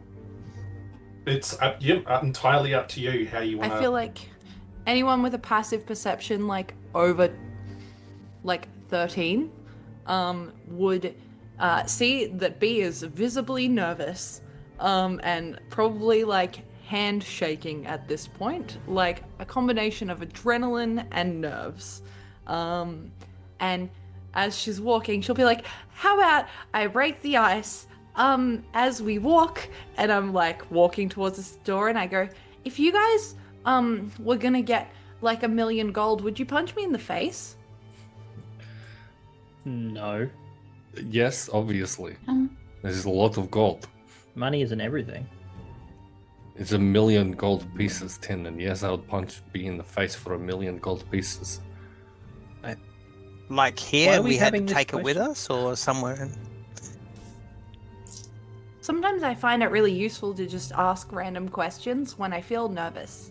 B, I've noticed that you seem nervous. Have you been compromised in some way and you're about to lead us into some kind of trap? No, Do I have to absolutely punch you in not. the face right now? I don't have 1,000,000 gold.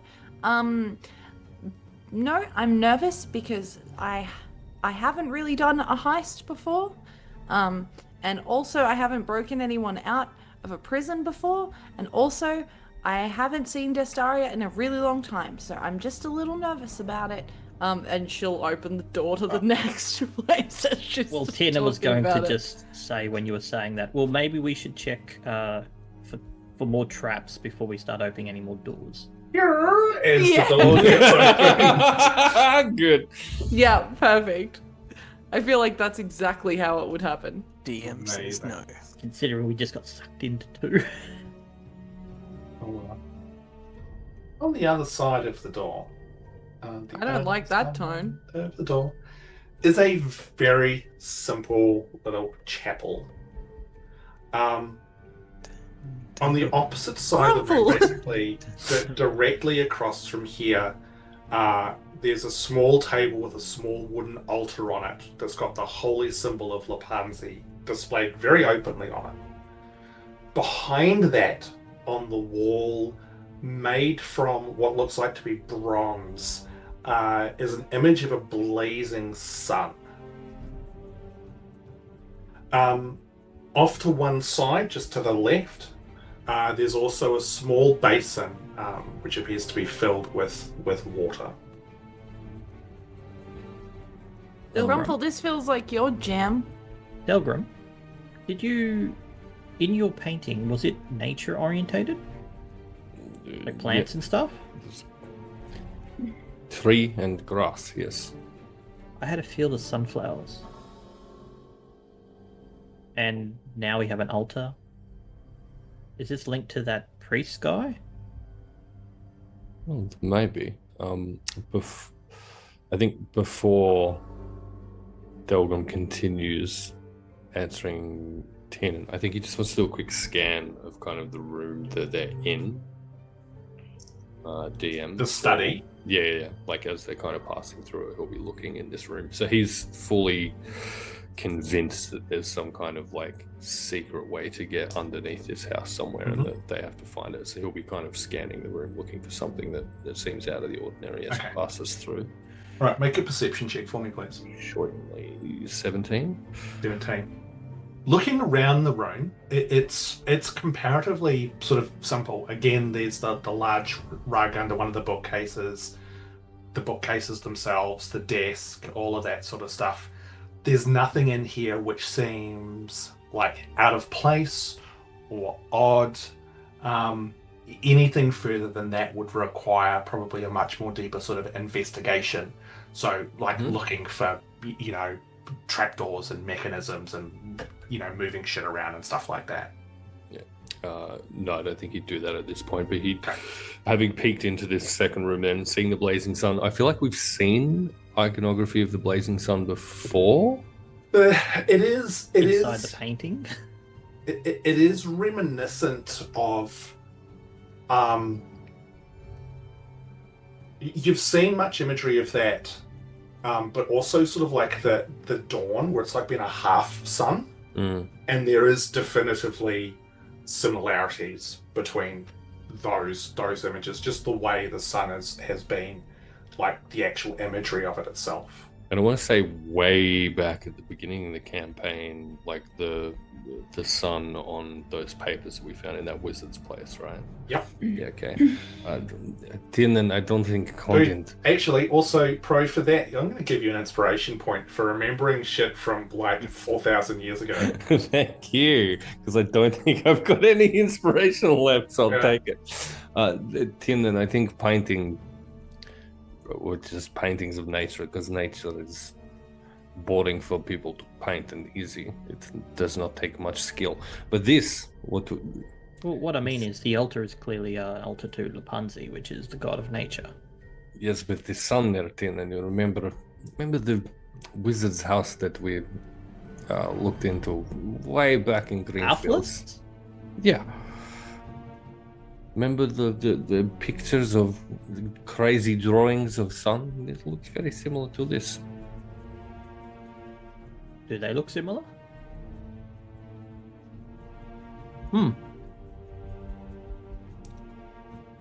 It's I guess no such thing as coincidences.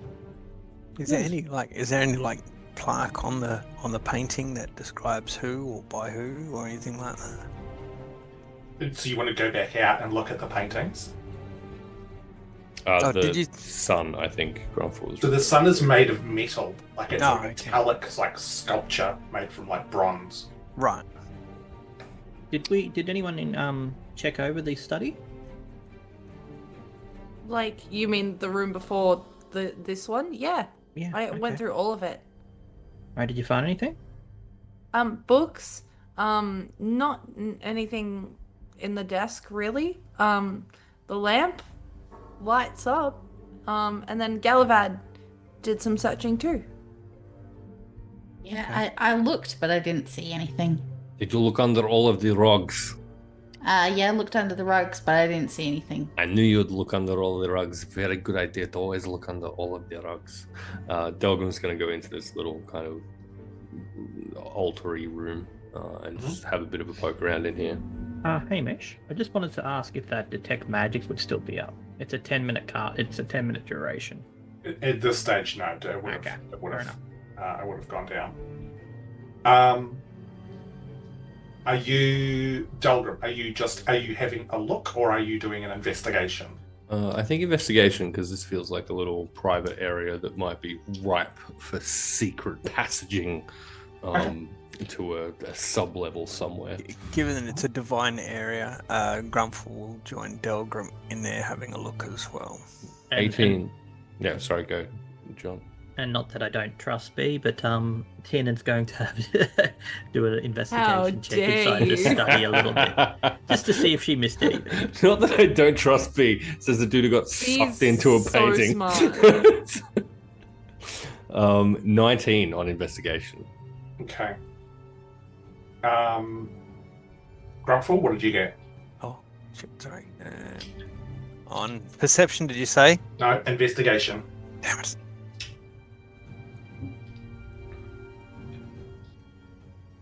Oh, that's mildly not bad at all. 15. 15. Okay. Where is Tiernan looking? Is he just doing an investigation of the study itself? Yeah, probably. He's probably going to look around the walls and the bookcases, because B already indicated she looked at the desk to see if he can find any, I don't know, hidden switches or something concealed. Okay. Investigation 27. 27? Okay. Whoa. It's a sign that says, warning, concealed switch. So you, Grumpfel, you with a 15, you don't find anything. Delgrim, with your 19, there's a section of the floor under the basin, which, as you run your hand over it, you're used to, from all the time that you've spent tracking creatures in the Underdark, passing through the shadow ways, just the slightest whiffs of air to indicate like a crevice or the passage of something. And as you run your hand over a part of the floor, there's just like the slightest sort of breeze, which would indicate there's maybe like a seam or something under where this basin is. Everyone, come here. Delgrim will take his crowbar out of his bag, and this massive childlike grin is on this little Dwergar's face. He's incapable of removing it. This is everything he's ever dreamed about. And he just starts plugging this little part of the floor, then trying to find purchase and try and pry it open with the crowbar. So whilst Tiernan, you begin investigating around the walls of the other room, and you get to the bookcases as you hear Delgrim exclaim, "Enjoy!" But you notice that on the very bottom shelf of one of the bookcases, there's a particular kind of it looks like there's a pattern to the way or the types of books that have been placed into these shelves that 9 people out of 10 would absolutely not pick. But you're like, they're on this ones, they're all alphabetical, based on a certain author, based on a particular frame of reference over a particular topic. But there's one which is just a little bit weird. And as you sort of go to sort of like look at it or move it, you move it enough where you know that you're not going to like set off like the room blowing up or anything like that. But there's resistance. Suggesting, and you kind of, as it moves a little bit, your well-trained ear can hear what sounds like a mechanism behind it. As you now hear Delgrim in the other room, clink, clink, trying to get purchase. Delgrim, for you, it's incredibly hard. Like the seam is almost invisible as you start sort of like having a crack at trying to get your crowbar in there. Which is not a euphemism. I'm imagining this is the bookcase over here. Yep. Alright. I'm literally going to lean over to look through the doors to see what Delgrim's actually doing.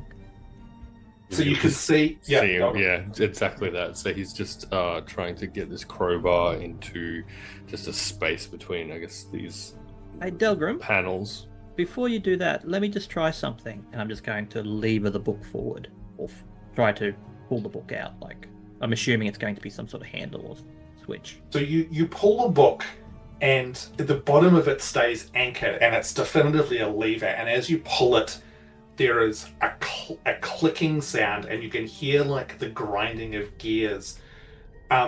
Delgrim, you bring the crowbar down, and as it goes chink into the metal, suddenly there's like a slab under this whole basin, which just moves up with a grind. Chunk. And then Did it, everyone! I opened the secret entrance to the sub-level! And then starts to slide away to reveal. I push the book back in to see if I can turn it or close it. Yeah, and as you push the book back in, it stops halfway. Crowbar immediately goes in to stop its full closure. So it starts to go partway back in. You get the crowbar in there, and there is a graunching noise as it comes to a halt, jammed by this crowbar. I think it's on some kind of timer. I'll try again, and we'll see if I can open it again. Everyone has to get down here very quickly. Let's go. Delgrim, the switch is over here, man.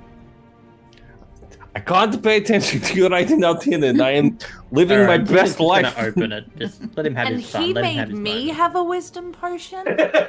Wild. As you leverage it again, you hear this click, and the whole thing slides to the side. And you can see a comparatively narrow staircase, like only just wide enough for like a single person, spiraling down into darkness. Yeah, and I think at this point, Delgrim will kind of collect himself a little bit, slap himself around the face a bit, remember what they're actually doing here, and that they can't get caught. Okay, we're going to go down here. I think this is where we're going to find B. We're going to find Destaria. No, I'm right here. Yes, B. No, we are going to find Destaria down here. Oh. Well, the maid says she heard things from underneath the house. I think maybe, but this is maybe where she's being held. There might not be many people up in mansion area here, but there could very well be things down here. So we all need to be very careful, very quiet. One quick question though: how do we get back out? I was just about to say, Hamish, can we just start looking for a switch just inside the Yeah, you can see there's like a small alcove where there's like a very obvious lever where, you know, this can be opened from the other side. Well, we've been a little bit louder than we had intended. Should we perhaps make sure that no one else can come into the house? So that we can leave? You want to set the house on fire? No, not while we're in it. No. I can possibly lock the front door. Wait. So that, yeah. Can you put up like an alarm? Yes. Tiernan, we entered from No. we entered from a window. don't waste your energy locking front door. If someone want to get in the house, people can get in the house. We got in the house, not in the front door, yes? I'm just concerned if the owner comes back. Oh, he's gone for a bit though, right? Yes.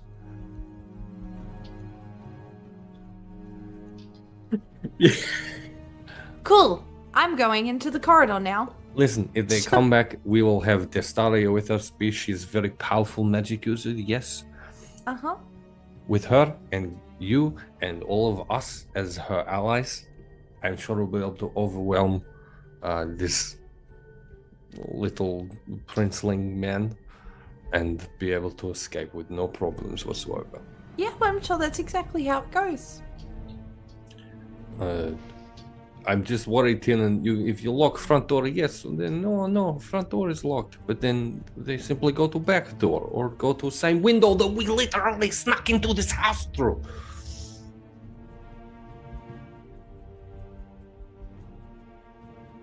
Don't need to slow them down, but okay.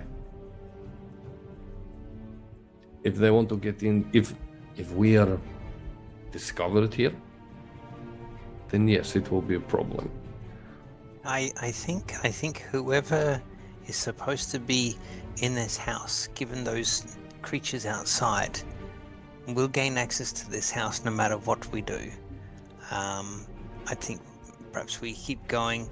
Maybe we seal this back with the lever that we can see there, and we keep going so that it's not open and people can see we've been here. Obviously the paintings might give that away, but I say we keep going. And anyone who needs access to this house, if they've got access to this house, will get in regardless. What about just this door into this room, Tiernan? And that way it gives us time, if, as you say, they come into house. We are stuck inside small little room if we end up here. But No, we don't might be able worry, I to. mentioned it. We'll just keep going. okay, let's go. I think I'm at very this point, excited. B will have like pushed past people and started walking down. Good. Excellent. All right. Delgrim, as they head down, pulls out a candle from his little bag of tricks, and will start kind of on the probably the left-hand side wall as they head down into this area. He's going to start like making little wax marks, kind of pointing in the direction that they're coming from as they move through whatever they encounter down here. B will also cast dancing lights, and these little like lavender dancing lights will hover above the members of the party. There's 4 of them, so not on herself, but on whoever the next 4 people near her are, just kind of guiding them through. Cool. You're right, I can see. Maybe 2 of them actually go to Gallivahad and the other 2 spread between the rest of the party. And look, Good. it's the lighting, like with the slightly sort of dim lighting that they cast, it makes Gallivahad look even better. Like just it casts just the right level of like of light and shadow to really kind of make his chiseled features show out. You head down these stairs. The walls around you are very roughly hewn from the stone underneath this building.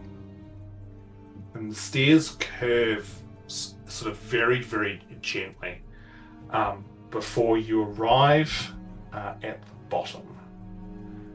And I will bring in a new map. Ooh. So, Ooh! this is where you guys all are. Let me just bring... Oh, lower level is a mimic. Oh, not again.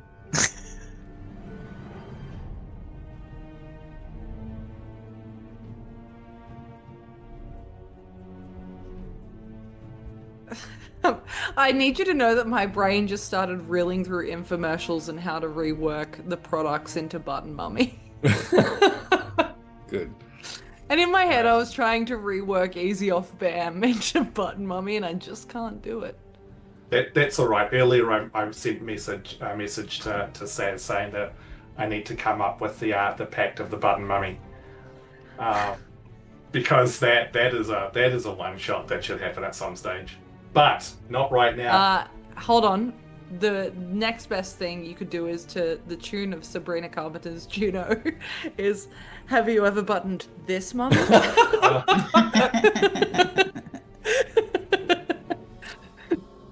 Button Mummy's just going to be the BBEG at the end of the day. All right.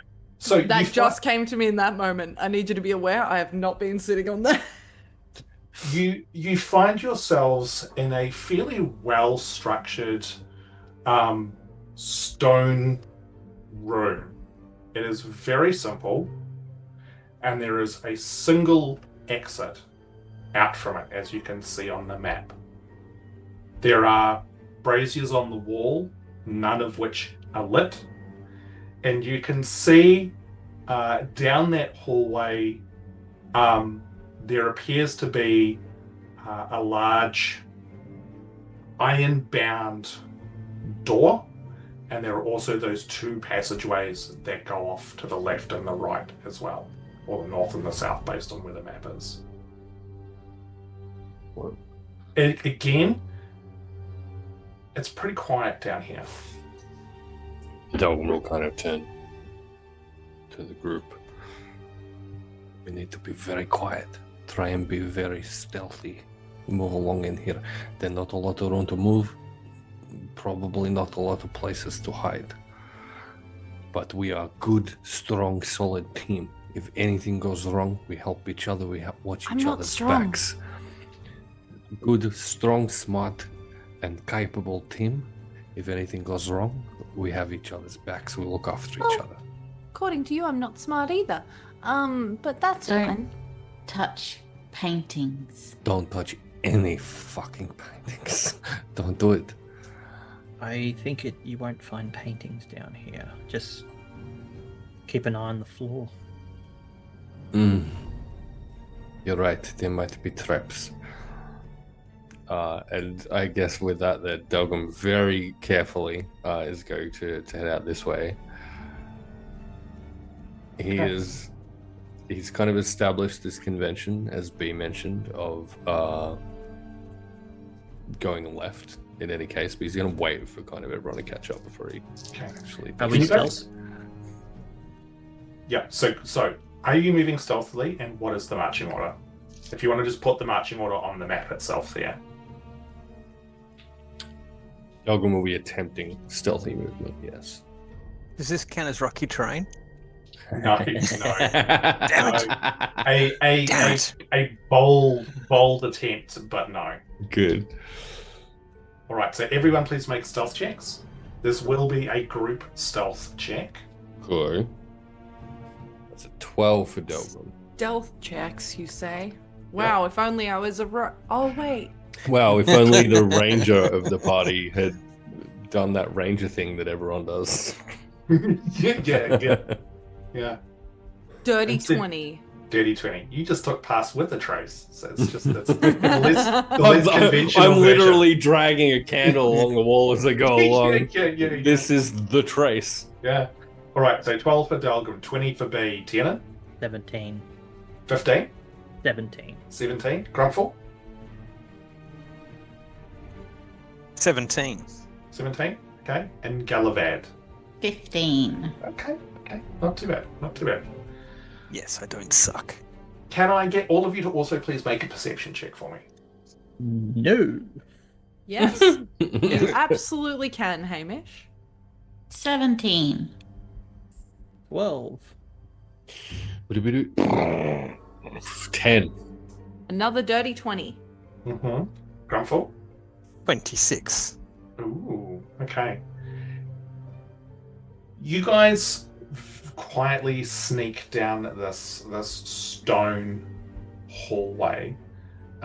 It's a little bit tricky to try and keep your footfalls quiet. Everything just seems to echo in here, but generally speaking, you feel like you're doing a pretty capable job. As you get to this intersection, though, Grumpfel, you, from down to the right, for the briefest of moments, you think you can hear the sobbing of a child. It's like just like it's you're pretty sure it's not your imagination, but just for the briefest of moments. Right. Who do I know has got the shard up for message? Delgrim would. You know Delgrim doesn't. No. Doesn't. Doesn't. Me and Gallivahad high-fiving over not having shards. Yeah. It was more if Delgrim's in the lead and if Grumpfel knows he's got it up, he'd use. He message. doesn't. And if he knows that he doesn't, if he's got, then he would just go, and then like push past to tap Tiernan, and then point down that way and point to his ear.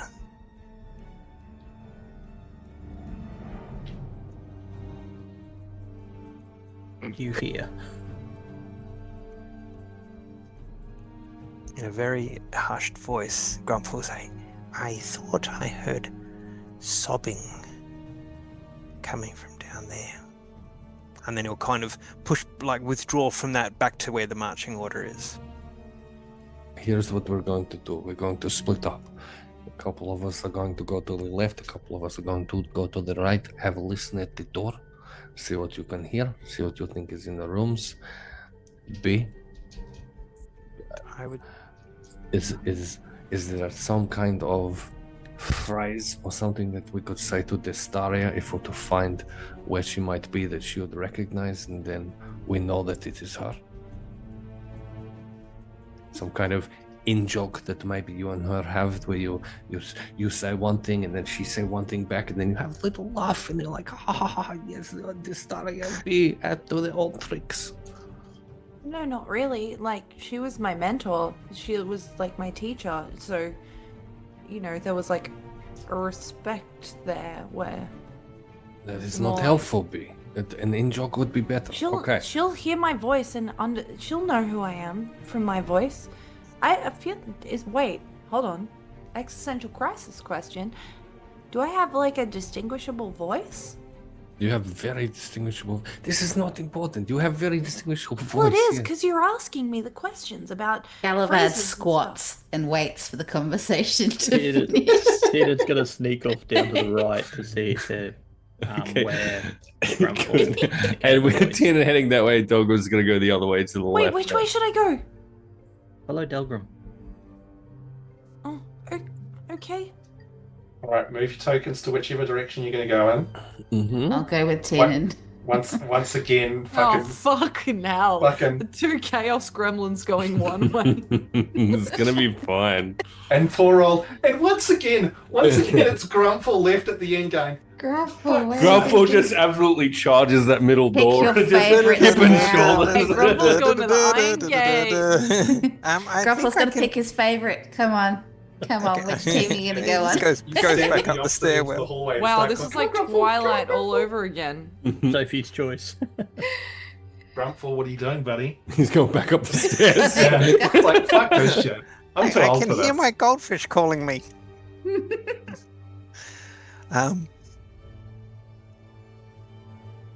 You know what? Grumpfel's actually given what's the distance from that cross piece down to the door? What do you say it was? Each of them are about 20 feet. The hallways are about 20 feet long. Given that Delgrim's plan is we split and each go to that to try and whisper or listen at the door, Grumpfel's going to just stay where the fuck he is, because if something goes wrong, he's within the safety. He's within in either direction. And unless like a big gout of flame comes out of that other door there, then he's screwed. Hashtag don't give the DM ideas. No, he's like in all honesty, if anything goes wrong at either door, he's a quick movement to help with any healing or within healing range. If the fit hits the shan. Okay. Good. All right. It's Fazina saying. So Tiernan and Gally, what are you guys doing? Walking up to the door. Yeah. Sneaking forwards and listening to the door. Yeah. Okay. So the door itself you can now see is iron-bound with a large lock set into it. But there's also, like, about 5 feet up, there's like a little sort of a very small window we were barred to be able to kind of look through. Not big enough to fit more than like maybe just a hand through, but it's enough where someone could look through it to see what's inside. Gallivahad's taller than 5 feet. Can I see it inside? Yeah. Lovely. Yeah. Oh. So you have a look in there. The thing, make a perception check because there is 0 light in there. Yeah, I can't see shit. So roll a perception check with disadvantage. But didn't you have the dancing lights above you? Oh, you do. This is Oh, true. I do. I do. Yeah. Sick. Yeah. I Okay. feel like if we were being stealthy, they might. Well, no, hey, it's No, they're up. Not my fucking Hey, spell. yeah, fuck you. Stop making decisions for me. You're not my real 16? dad. 16. Okay. Yeah. You look into that room. Inside, you can see a couple of... It's sort of a slightly restricted view of the room, but you can see in that sort of view that you've got a couple of small straw beds. You can see on one of them, huddled together, 2 small forms. It's a little bit hard to tell from where you are exactly like what they are, but you can hear sobbing, and it sounds decidedly kind of childlike. You see, Gally? There's two beds, and I can see some little people in there, and they are crying in a high-pitched fashion. What, like halflings So or something? I don't know, I can't... They're small, but a lot of people are small to me. So... But they're definitely smaller than you. Tiernan's just going to check the door. Check the door. It's locked. So you're gonna yep. So you go out and you pull on the handle. It's absolutely locked. And as you do that, Gally, you can see one of these forms sort of look up. And as you get a better look now, you can see an individual, definitively a child, wearing There's rags. a child in here. Tiernan's But immediately they- pulling out his lockpicks. But they appear to be an otter folk. Oh, they're otter folk. Which you would They're be like aware otters, bro. of are super rare in this part of the world, as far as you know. Who the fuck doesn't love an otter? Like, you have to be an Yeah. actual monster to not If you enjoy don't like an otters, You you would can really, just get the hell out of it's here. only inherently evil, moralist people. It's like who meerkats. Yeah. Who doesn't like a meerkat? We won't actually talk about how otters behave in the wild, because that's a separate discussion. I want to come. Don't look it up yourself if you don't know. You need So- someone to hold your hand. But so otters Tiernan- are So fantastic. Tiernan, you're pulling out your lockpicks. Yeah, my thieves' tools. I'm going to attempt to unlock the door. Okay. We will jump back up to the other two now. So Excellent. Delgrim, you and B, you guys get to that door. This door is just a solid oaken door. Doesn't appear to be any locks or anything of that nature. No similar way to see through it. No, it is a completely solid door. Fuck you. Delgrim pulls out his sword, hacks his way. No. No! No. Can I place my ear against the door and see if I can hear anything? Yeah, I think that Absolutely. both of them would start with that. Is to see. Both of you make perception They're checks. both in sync like some weird buddy cop Oh film. yeah, immediately just head up against. High and low, because of course B's so much taller than Delgrim. Correct. Yeah. It's gonna be 17 for Delgrim. Yeah. Are we And doing, what are we doing? What's the roll? perception? Yeah. That will be 17. That's a low roll for B. Yeah, I know, it's kind of embarrassing. Imagine getting a 17. Can I use my passive instead of 19? Okay. You could use your inspiration. Yeah. No, fuck that. Both of you listen at the door. You cannot hear anything on the other side. There is no discernible noise. B raises her hand to knock on it, but looks to Delgrim for approval. Who has also raised his hand to knock on the door. We both just in sync knock on the door. Just like for Delgrim, it'd just be this little light, like 1, 2, 3. Is just seeing if there's any response to that. I think kind of B's noise. would be like a dun dun dun dun dun, but no dun dun. Yeah. So you guys knock on the door, and there is no response. Oh, well, that means we can just go in. Nothing weird. We should just go in. And Delgrim will test the door, I guess, to see if it's locked. No, it's not. You can hear the audible click of the door opening. Cool. Without entering the room, we'll kind of push the door open then. Okay. And with his blind sight, we'll be able to perceive what is in that room. I'll also cast Detect Magic. Okay. So in that room, you see straight across from this door, you can see a table that looks like it's got a number of like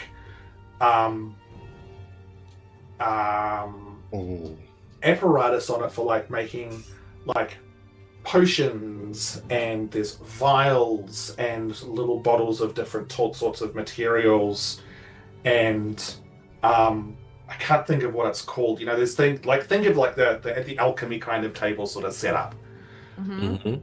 On the left and right, you can see the tables are fairly plain, large stone, but you can see in them that there are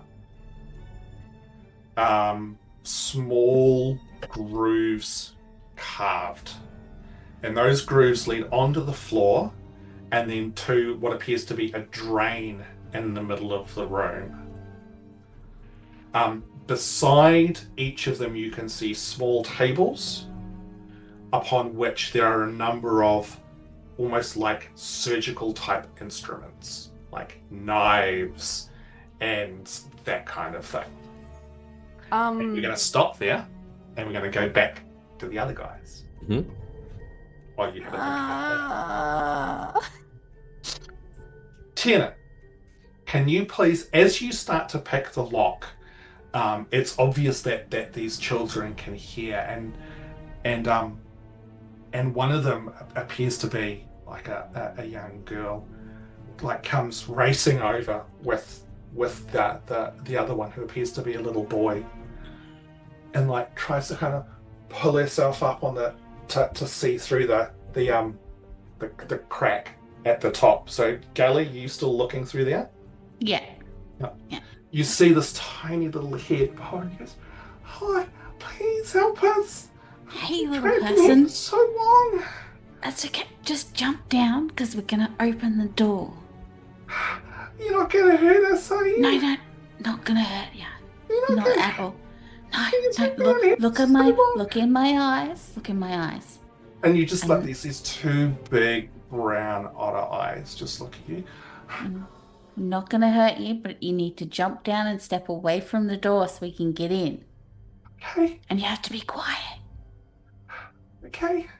And they jump down, and you can see this sort of go back to sort of about halfway through the room.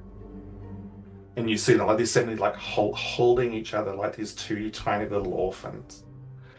Tiernan, can you please make for me your Thieves' Tools roll? Nat 20. Nat 20. Oh! This is We're gonna rescue these That's little rare. suckers. This is the easiest lock. They're not why we're here. Yeah. She said, Gallivahad said children, so. It clicks and the door, you try the handle and the door opens a little bit.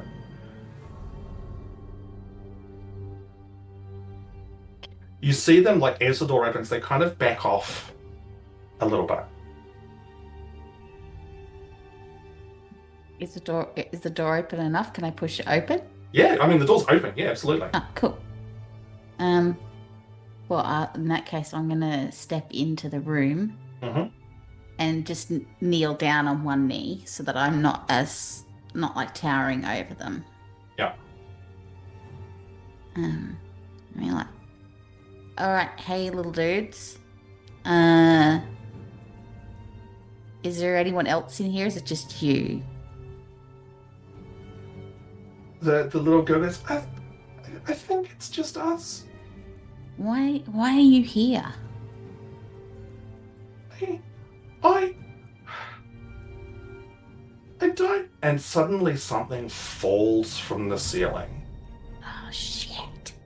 It is huge. This gelatinous mess just falls on top of you, Gally. Oh, no. Tiernan, what you can see is on this thing are faces bending and morphing and changing. You can see one of the faces looks like the face of a childlike otter. The other is an elderly woman. And I need you guys to roll for initiative. If you'd put the elderly woman's face up, I wouldn't have even bothered opening the door. Well, why do you think I didn't do that? Because I know you would have just burned the entire place down. How would you have pushed her over, though, if you didn't open the door? That's true. It's always got to leave room for a good pushover. So the Old faces people deserve it. The faces that are on the side of it, were they like the otter child? Yes, that is what I said. Oh. And what are we rolling at this point? Initiative. And that is Initiative. roughly its size. Ooh, lucky I can roll at advantage. Mr. Happy? That's crazy. I'm keeping it positive. Oh dear. Mr. Happy because you're all dead. Happy, happy, joy, joy. Saz, I need you to not look as excited. I'm spiraling. Okay. Look, to be fair, there are certain elements of this particular thing that were slightly Saz's idea. So you can blame her for some of this. What the fuck, Saz? Saz spin-off when? Like, Saz needs to it DM was a mini-series. truly unnerving watching Saz as this unfolded, just sitting there, just being like, just celebrating their impending death. Can I just say, as someone who regularly cooks and ruins people's lives in D&D games, I get it. Okay. And I would like everybody to be rolling for initiative here in case that wasn't clear, because the rest of you guys, We're so far away. you would hear stuff. Yeah, but I'm not engaging. They can defend themselves. That's fine. Then that's fine.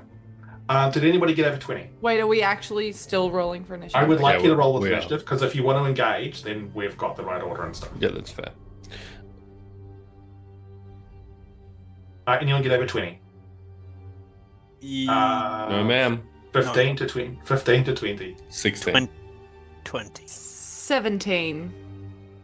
So 16, 17 for B, 20 for Grumpfel. 17 for Gallivahad too. What's your dex, baby girl? 14. You go first. Tiernan, what'd you get? 6. 6. In true Tiernan fashion. Yes. He's so invested in that long. He's like congratulating himself around the corner for opening this door. With like, nailed it, man. You did real good. He always sucks on his initiative rolls every time. This is the story of a forged. Okay. All right. Let's have some fun. It wasn't Delgrim, it was Grumpfel who got 20. I got those mixed up. Grumpfel, you're up first. Cool. Grumpfel grabs his holy symbol and says, "Kamateon, hear me," and casts bless on the Galley and B. No, not B. Tiernan. Yep. Actually, I can do up to 3 within. Is that 30 feet of me? Range 30 feet, so I can hit the other side as well. But yeah, Galley and Tiernan. All right, so you guys have been blessed. What does that mean? Okay. So when it's concentration up to a minute, whenever target makes an attack roll or a saving throw before the spell ends, the target can roll a d4 and add the number to the attack roll or saving throw. Ooh. Attack or saving. Cool. Okay. Yeah. So who's down there? B, Tiernan, and not B. Sorry, Galley, Tiernan, and B's closer. So we'll say B for 3, and that's three creatures. Cool. Bonus action movement at all for Mr. Grumpfel? He will move closer to where Down there? where it's all Yep. where it's all about to spill out. Okay, amazing. All right, Galley, you're up, followed by B. Hey. So I was kneeling when it fell on top of me. Yep, Can I get my maul out? you can. I will say that you're able to kind of like almost like this thing kind of falls on you and sort of sloops around you. Before anything, I'm going to rage. Cool, excellent. That is what we like to hear. Quietly, I assume. Yes. All sounds not going to get out of the thing. As quietly as possible, like yelling into a pillow. Except it's Oh. like a slime. Yeah, yeah. Plate full of jelly. Cool. So you rage, you get your maul out. Yes. And I'm just gonna strike out in front of me, I guess. Cool. Awesome. Make an attack roll on this thing. Okay. 21 to hit. 21 does hit. Fabulous. Doesn't help us in the metagaming scheme of things. 15 damage. 15. What type of damage? Bludgeoning. 15. Okay, thank you, Brad. You bring it down onto this thing, onto like where that face of the elderly woman is, and the maul smashes into this gelatinous mess. And like you can see, like it definitively has an impact. The face just gets smashed into 1,000 pieces, and then like little bits kind of like reform. It's not healing, but like this thing is just this moving, oozing mass. Cool. Well, then I'm gonna do my second strike in exactly the same spot. Yep. Which you hit, so do you damage? Yeah, so I hit on that one as well. You're on the 15? Yep. I didn't roll a 15. Oh, I thought you did, so you rolled 15. No. Okay. 15 was damage. Oh, okay, so what was your second attack? Second attack was dirty 20. Yep, which hits? Okay, fabulous. And then 12 damage, bludgeoning again. 12. Outstanding. Again, like your maul just smashes into it, and like a chunk of this ooze just gets smeared across one of the walls. Awesome. Okay, anything else? If I still have movement, can I try and get out from underneath it? You can. You can Just easily gonna- get out from underneath it. I'm just gonna get out from underneath it. Yeah, cool. Awesome. All right. B, you can hear the sounds of conflict from down the other end as you are looking into this other room. Are you wanting to partake? What are you wanting to do? I have important questions that are going to determine my actions, if that's okay. 100%. Number one, these little draining tables. Yep. Is there a definitive liquid that looks like may have been drained at any point in time? You would need to go over and probably have a bit more of a closer look. From here, it's not obvious. Allow me to fill you in on what I'm trying to determine. Yeah. Having been someone, trigger warning, Yeah. or content warning, that has had the entirety of my blood drained and replaced with another liquid. Mm-hmm. Does this look reminiscent of this in any way, shape, or form? No, this is very, very different to the process that you've gone through. In which case, I feel like that would kind of flash through B's mind, but the comfort would be that it doesn't look reminiscent enough to be concerned. Yeah. To which case, we can see this happening down the other end of the corridor, right? Yep. Wow. Gally's really in there, right? Yeah, he is. What are you guys doing in there? Get out! Just close the door! Like, what are you doing? Gally's in there. Huh? Huh? Gally's in there. Gally, get out! Get out of there! Can I move? No. Not right B now. does not. Talking Yeah. is a free action. Yeah. Are you doing anything else, B? I will move to here. I'm not getting closer. Okay. I'm moving to there in case my services are required. Yeah. I will...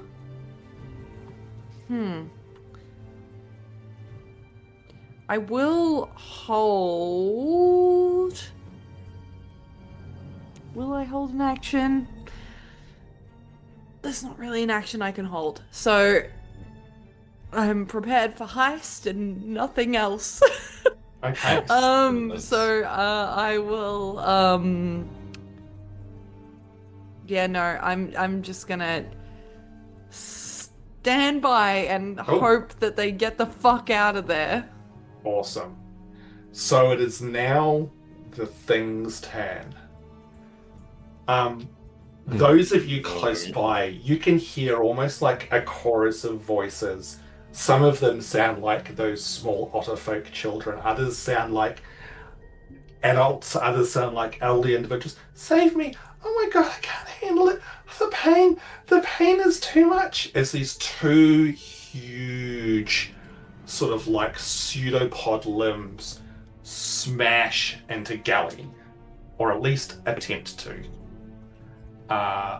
One is a 25, the other is a 19. Do those both hit Galley?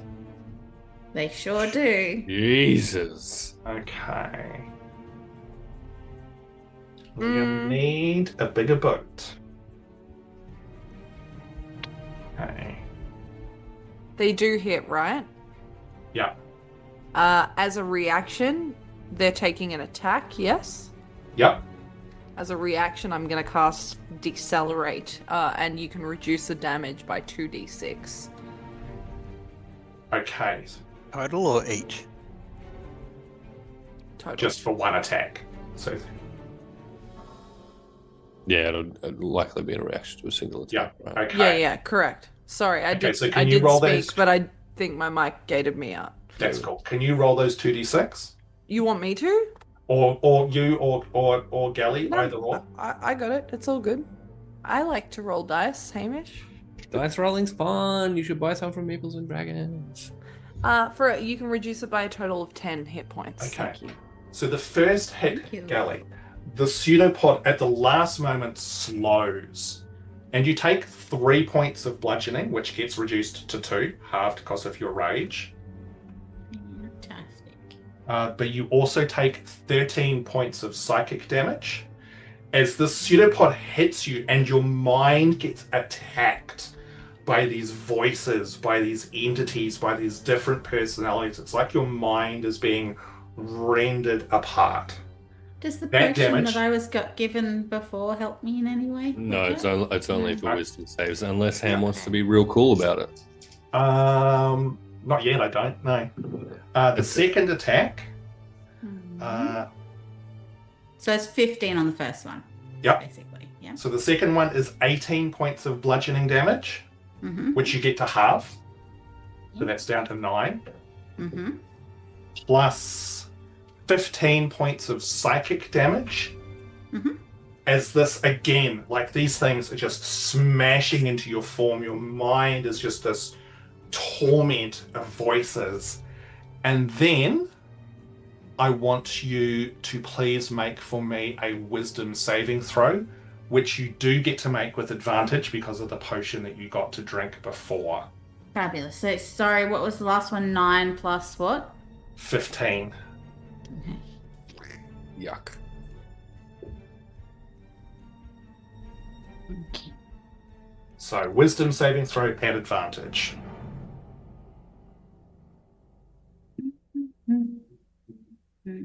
Wisdom saving. An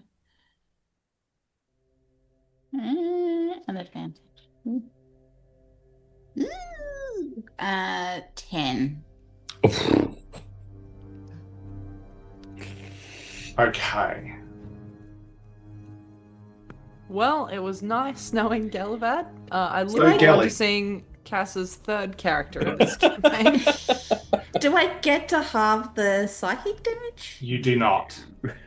Rude. Okay. That's fine. I'm fine. Lame of you, Oh. Ham. I'm rolling the wrong dice. Okay, let's just do that. So, Gally. So, with that fail, you take 44 points of psychic damage. Holy moly. I'm fine. Hey, did you add the D4 to your saving throw? No, The I did D4 not. will not make a difference in this Yeah. case. But that was a good call out. That is a good call out. You feel this assault on your memory. Gally, what's a key memory that you've had from earlier in your life?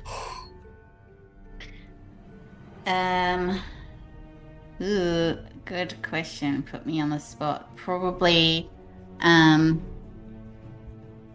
the the carnival that Gallivahad used to travel with once upon a time, and his friends that often appear to him as the shield or the guardian shields that he pops up when he's raging from time to time.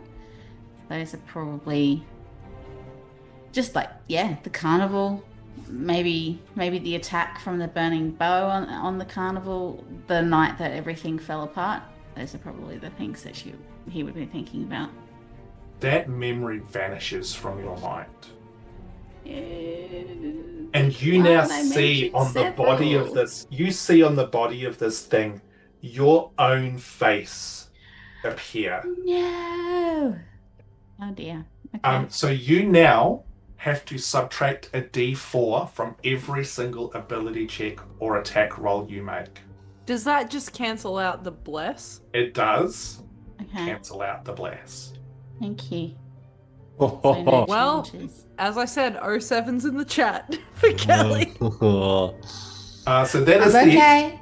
so that was its Eat Memories ability. Which I assume it can only use once, right?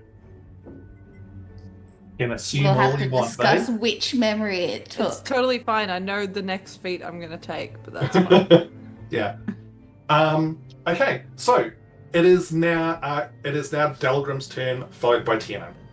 Holy shit. I also have a question, but it's more about how we're working this map. So are we using a ruler or the grids for distance? So use the grids on it, please, because the ruler was a little bit hit and miss. Excellent. I can't remember if the ruler is aligned or not. Right, now let's have a look. If it's 5. Look, it's actually pretty... It's not too bad, actually. It's actually pretty bang on. Yeah, okay, cool.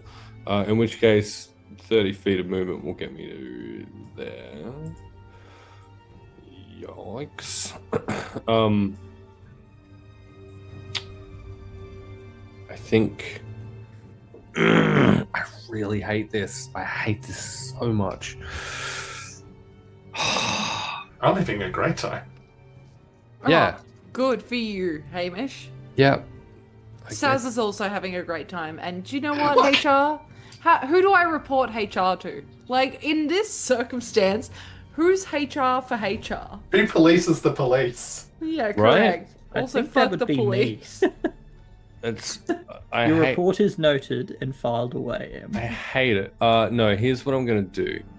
I'm going to use Slayer's Prey on this fucking creature. Yep. as the target of that with a bonus action. There's surely got to be some sort of bullying. It is absolutely bullying. You're entirely correct. Because you have Then that. I will be using Hunter's Sense. I am still standing though. Hunter's Sense to ascertain whether or not this thing in this fucking room has any damage, immunities, resistance, vulnerabilities, and what they are. Damage or damaging condition? Damage. So the Damage. Hunter's Sense itself, so damage, immunities, resistances, or vulnerabilities, and what they are. Cool. It has none in that respect. Okay. What the fuck, Hamish? Are you proud of yourself? That's, I wish people could see Sass in the background. Yeah, Yeah. we should one day, for like a amount of sub redemptions, potentially, we should have SazCam. Yeah. That's such a cool idea. There has to be a genuinely high amount of subs donated, and Saz has to SazCam the entire session. Having burned my action on that rather than dashing in to try and fucking help Gally get out of this room, I will, as a free action, also in a very loud, harsh whisper, Gallivahad, get out of there! Close the door behind you! What are you doing? Cool. I'm trying to get out. Big Christ. Tiernan, it's your turn. Wiping a tear away from his eyes, he just says to Blinky, light it up, and fire out its flamethrower. Okay. Dexterity saving throw, DC 17. Blinky goes, I didn't ask how big the room was.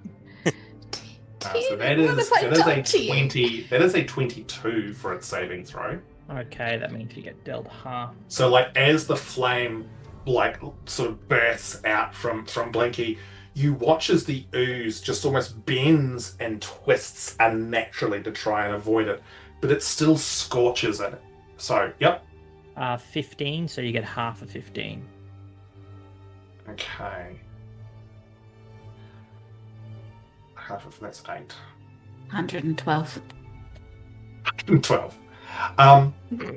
That was my bonus action. But Yep. Good. So you do, before that, you do notice all of the faces let out a scream as the fire scorches across the ooze. Be quiet, we're trying to be stealthy in this.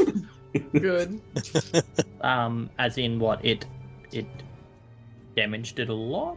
Or? It seemed to have some kind of reaction to it, yeah, and like the ooze there is like sort of bubbling and like ill-formed. Alright, if that's the case, then for my action I'm going to fire am I in hand-to-hand combat? You are, yes. Okay. Yeah, fuck it. Alright. That'll mean disadvantage if I use my firebolt. Mm-hmm. Grumpfel, you are up next, by the way, too. He's just, I'm scanning through, watching, seeing what's happening, getting ready. I don't like my chances. I might just use Shocking Grasp instead. Okay. Or a 19. That certainly hits. You like just smash your hand into this thing and unleash the shocking grasp. Awesome. Or a 15 lightning damage. 15 lightning. You watch as it arcs and sparks across the whole sort of length of this gelatinous mess. And I'm just going to shout out to Gally, Gally, get out of there! Everyone's telling me I'm trying to. Yeah. It's not my turn in the initiative order yet. Just fucking hold up. All right, Grumpfel, you are up. Okay. For the love of God, Grumpfel, don't tell me to move.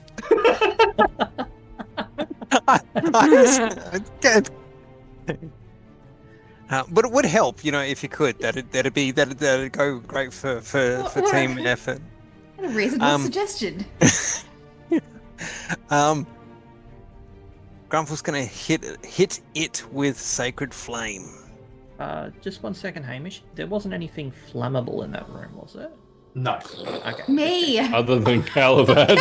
That's flammable. Aiming for Galley. I can control where the cone goes. It's a sacrifice we're willing to take. Okay, so Sacred Flame. So what is the... Dex 16. All right, I get a 21. So again, like, despite the enormous size of this thing, it just, like, ridiculously quickly just bends and morphs out of the way of this radiant flame that tries to scorch down.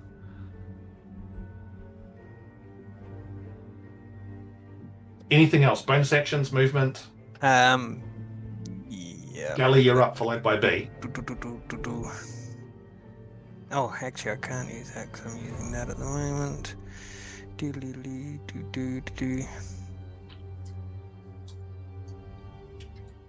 No, because I've... No, that's Grumpfel all done. Okay. Gallivahad, it is your turn, followed by Beatrix. Hey, cool. I think I'll venture further into the room. Now, I would like to. And she wonders why she gets reminded to leave. Yeah. I would like to try and disengage, and exit, get away. Okay. So you use your exit action to disengage. Sure thing. Yes. Where are you going to move to? Out the door if I can. Okay. Well, grab your little person. Move them to where they can get to. Boink. Don't you have more movement? Run! Yeah, but I want to be helpful. But yeah, sure. I'll move up here. Okay. Tiernan can close You're the going to door. close the door? Tiernan No, can close Tiernan it. can lock doors. It's fine. I'll look at us all in a straight fucking line. I hope this thing doesn't like have the ability to spit or anything. Cool. It's fine. Stop giving the DM ideas. That's why Grumpfel didn't move, so think we were all going to try and close the door. Okay. You're in the They just line. abandoned me to leave it all. So, is there anything else from you, Gally? I don't think there's anything else I could really do. Okay. Interacting with an object's a free action, right? Yes. Why did you use your disengage? And the door's an object, right? So it wouldn't hit me. Yeah, Close but you the could stand on the other fucking side of the door. door and close it with your action. You don't have to disengage. You're still in melee combat. No, disengage is an action, but interacting with an object is a free action, and the door is an object. Can I close the door? You can close the door. Can we just wind that back? I'll close the frickin' door. Okay, so you dodge as this thing's flailing around through the door, and close it behind you. Well, if it teaches us anything, I guess it's not to go and help tiny, cute things, because If you're They're going to not tell me tiny not and to cute. help children, that I'm always good. B, I it's your turn. wouldn't help that type of children. It's my turn. What the otter folk? Is there present danger? I mean, from what you can see, the door is closed. Oh, great. That means safety. And if Did that's latch it, right. yeah, like, listen, if the door is closed and there is nothing actively striking out through the door, then B, would assume that it's safe now. So she would go, la, la, la, la, la, la, la, and back towards this door. Back up in there? Okay. Yeah, I want to do a little investigating in here.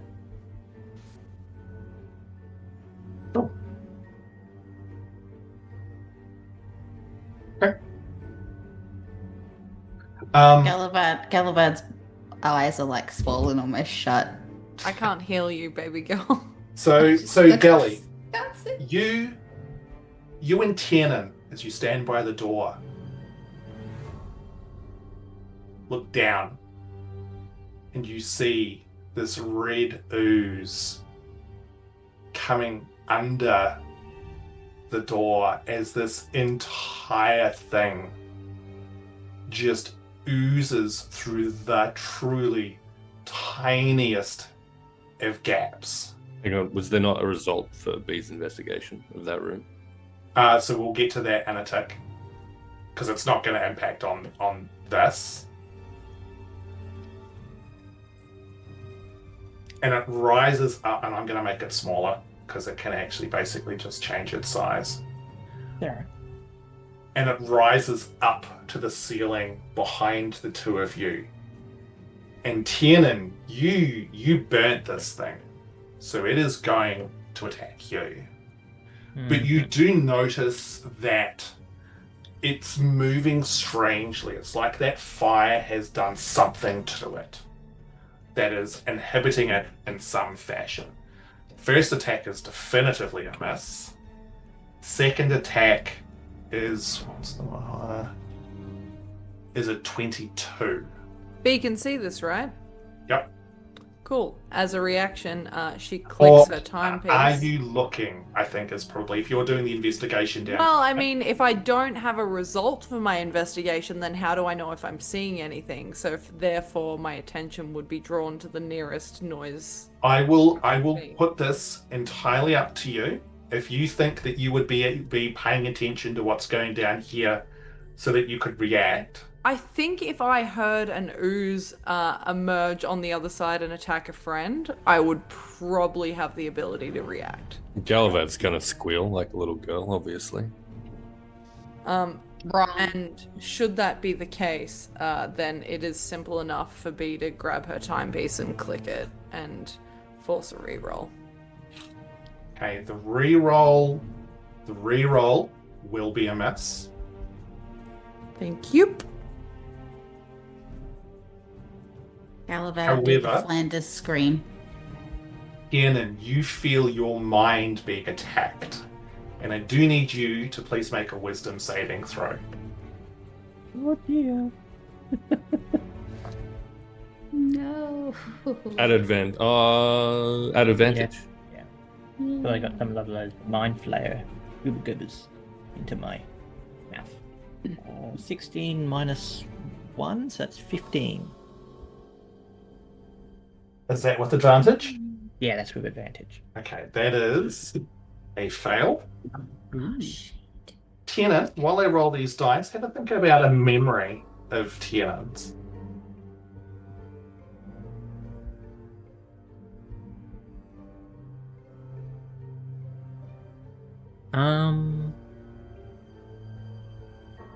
Working on one of the various schematics with his father, continually trying to understand something and being unable to get why it works, and then failing consistently, and then that final time where it suddenly all falls into place and clicks and the understanding makes sense, and him looking at the device and then looking up at his father and just grinning.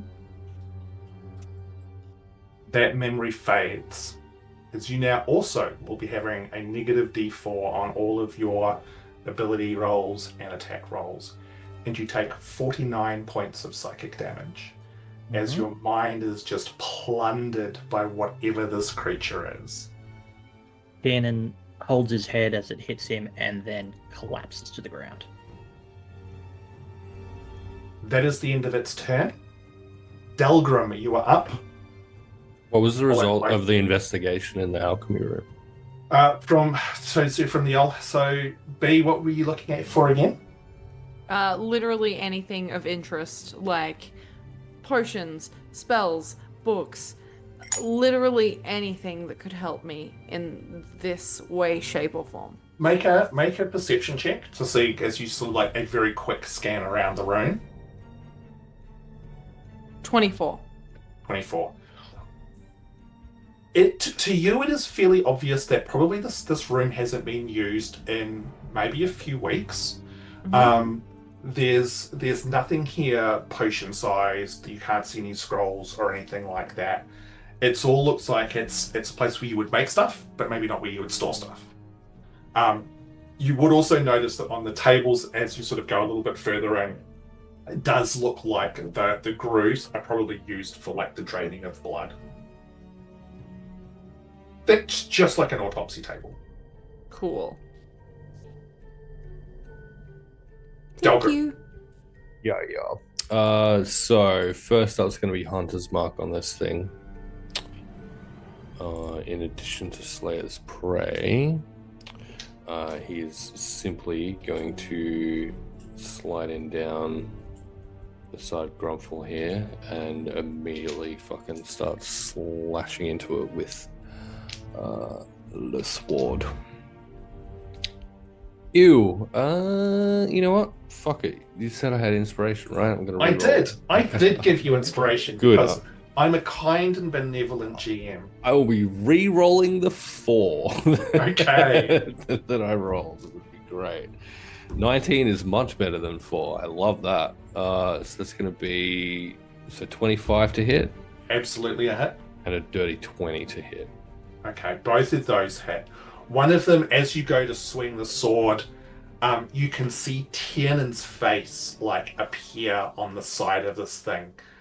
Almost like an agonized scream as it then sort of vanishes back into this amorphous blob. I'm going to Hang aim. on, actually, I forgot I had Bless. That wouldn't have affected that save, would it? No. Okay. I will be aiming for the place where Tiernan's face was because I'm blaming Tiernan for all of this.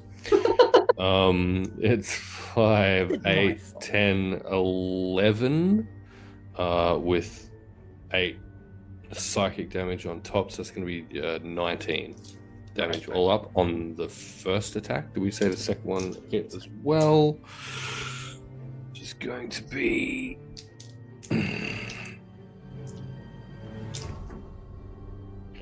6, 7, 8, 10, 13 for the second attack. 13. The crystal blade just slices like a hot knife through butter through this thing, and you carve off these huge like pseudopod chunks which just fall to the ground and squirm for the moment before just sort of like liquefying into nothingness. Mm-hmm. You've done significant damage to this thing. Good. Anything else? No, bonus action's been used, so no. Okay. Tiernan, can I have you please make a death saving throw for me? Okay. My turn, isn't it? 15. 15, that is a success. Actually, I jumped over Grumpfel. No, I didn't. You were there. Okay, Grumpfel, you're up, followed by Gally, then B. How messed up that Grumpfel can tell does this creature look, given a few of my teammates have wailed on it?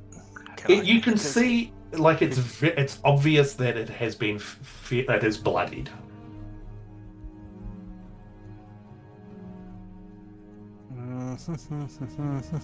Okay, Grumpfel's going to try something extreme here. He's going to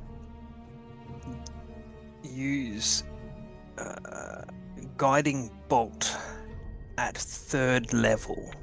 So be aware, because of where you are, you will be attacking at disadvantage.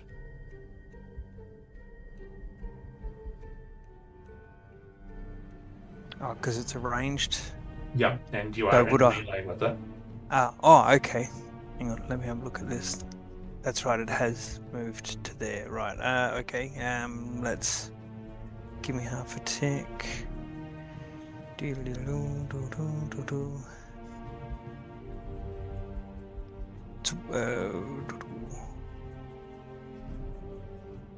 So I'd just be rolling the range attack at disadvantage. Correct. And for me to get away from it, I need to disengage, otherwise it gets to hit me. Otherwise it will get an attack of opportunity. A chance to, yeah. Screw it, still going to go with it. Guiding bolt at disadvantage. Okay. At 3rd level. Yep. Make your roll. Because I've got an inspiration point or 3, I think, from memory as well. First one is... No, that's not going to do it. Second one...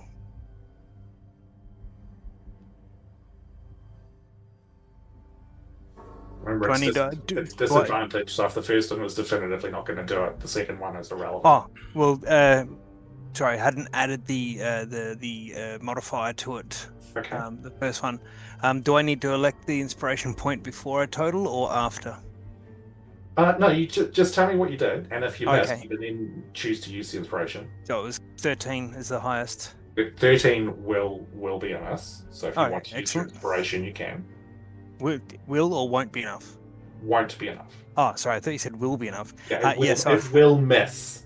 Right. Yeah. I will use one of inspiration now. Do I re-roll at disadvantage, or just re-roll It's one still- of those to it's- see? It's still a reroll at disadvantage because you're re-rolling the initial roll. Cool. No worries. That's much better. That's 23. And let's see if this one can still stay high. That is 17. 17 will hit. Excellent. So, one of those, one of those, one of those, one of those, one of those, Nothing like a little guiding bolt. and Guide your one of bolt. those. Okay. Which- So Grumpfel sort of adopts like a stance with both the staff and the Kamateon medallion around his neck, and then just punches forward, and this bolt emanates from his arm, hits this thing. Love it. Love it. That is 10, 20, 26 points of damage. It blasts a hole through the middle of this thing. Chunks of ooze flying everywhere. It's still alive, but this thing is looking truly, truly terrible at this stage. It's still big, it's still strong, it's still cohesive enough to be able to damage you guys. But it's also glowing now. Yes. As the next person who attacks it will get to attack with advantage. Yes. So if that's everything, Gally, it'll be your turn.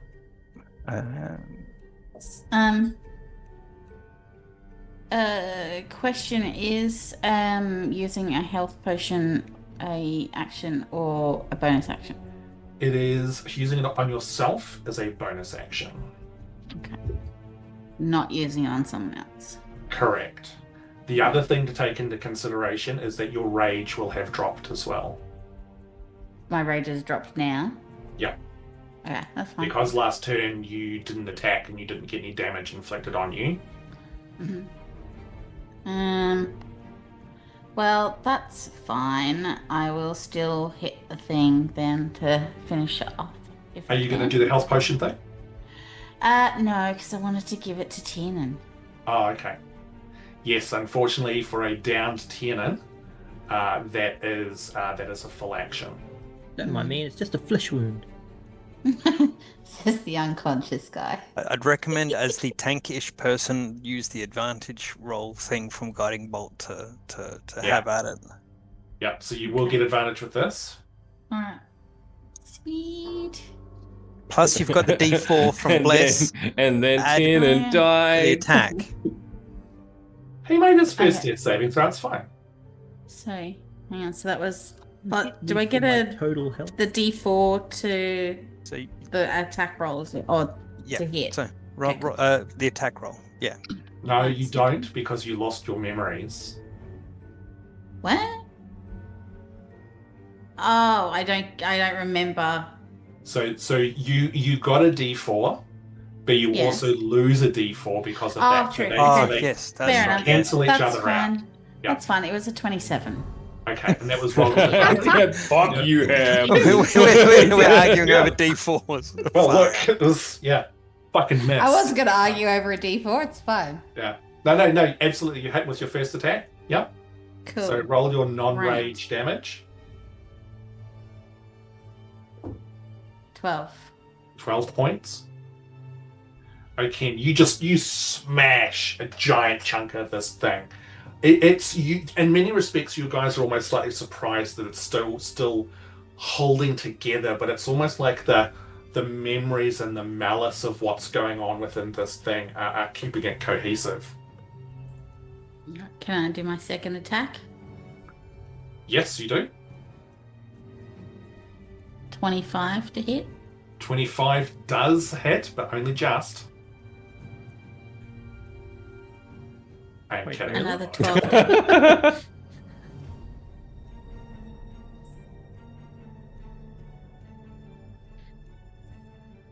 There was another 12 damage. Another 12. This thing is barely held together. As you just smear chunks of it across the wall.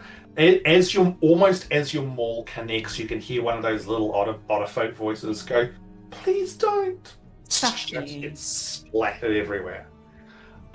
Anything else? Never again. Can I bend down to get hold of Tiernan? Not move him, because I don't think that's allowed, but can I just bend to get hold of him? You can grab him, for sure. Cool. I will grab Tiernan. Reach out and touch someone.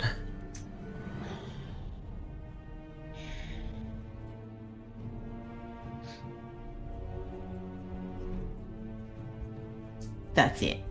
If I can't move with Tiernan, I will just stand there grabbing him. You could move with Tiernan, but it would trigger an attack of opportunity.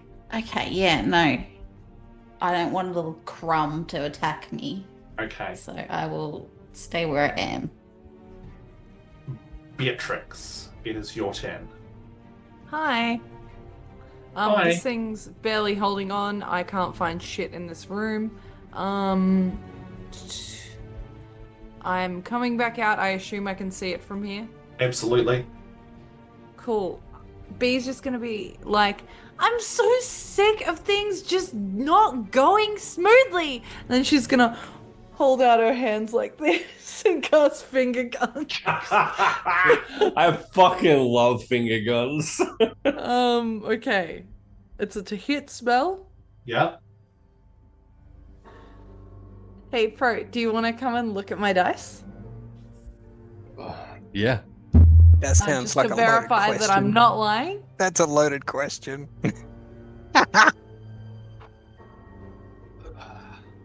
Okay, I am seeing a 2 and a 0. Like a natural 20. Yeah.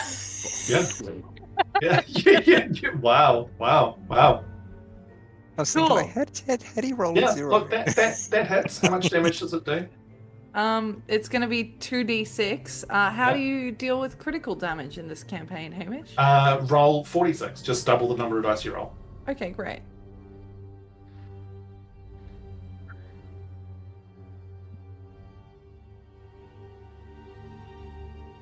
$16. 16. Okay. How do you finger this thing to death?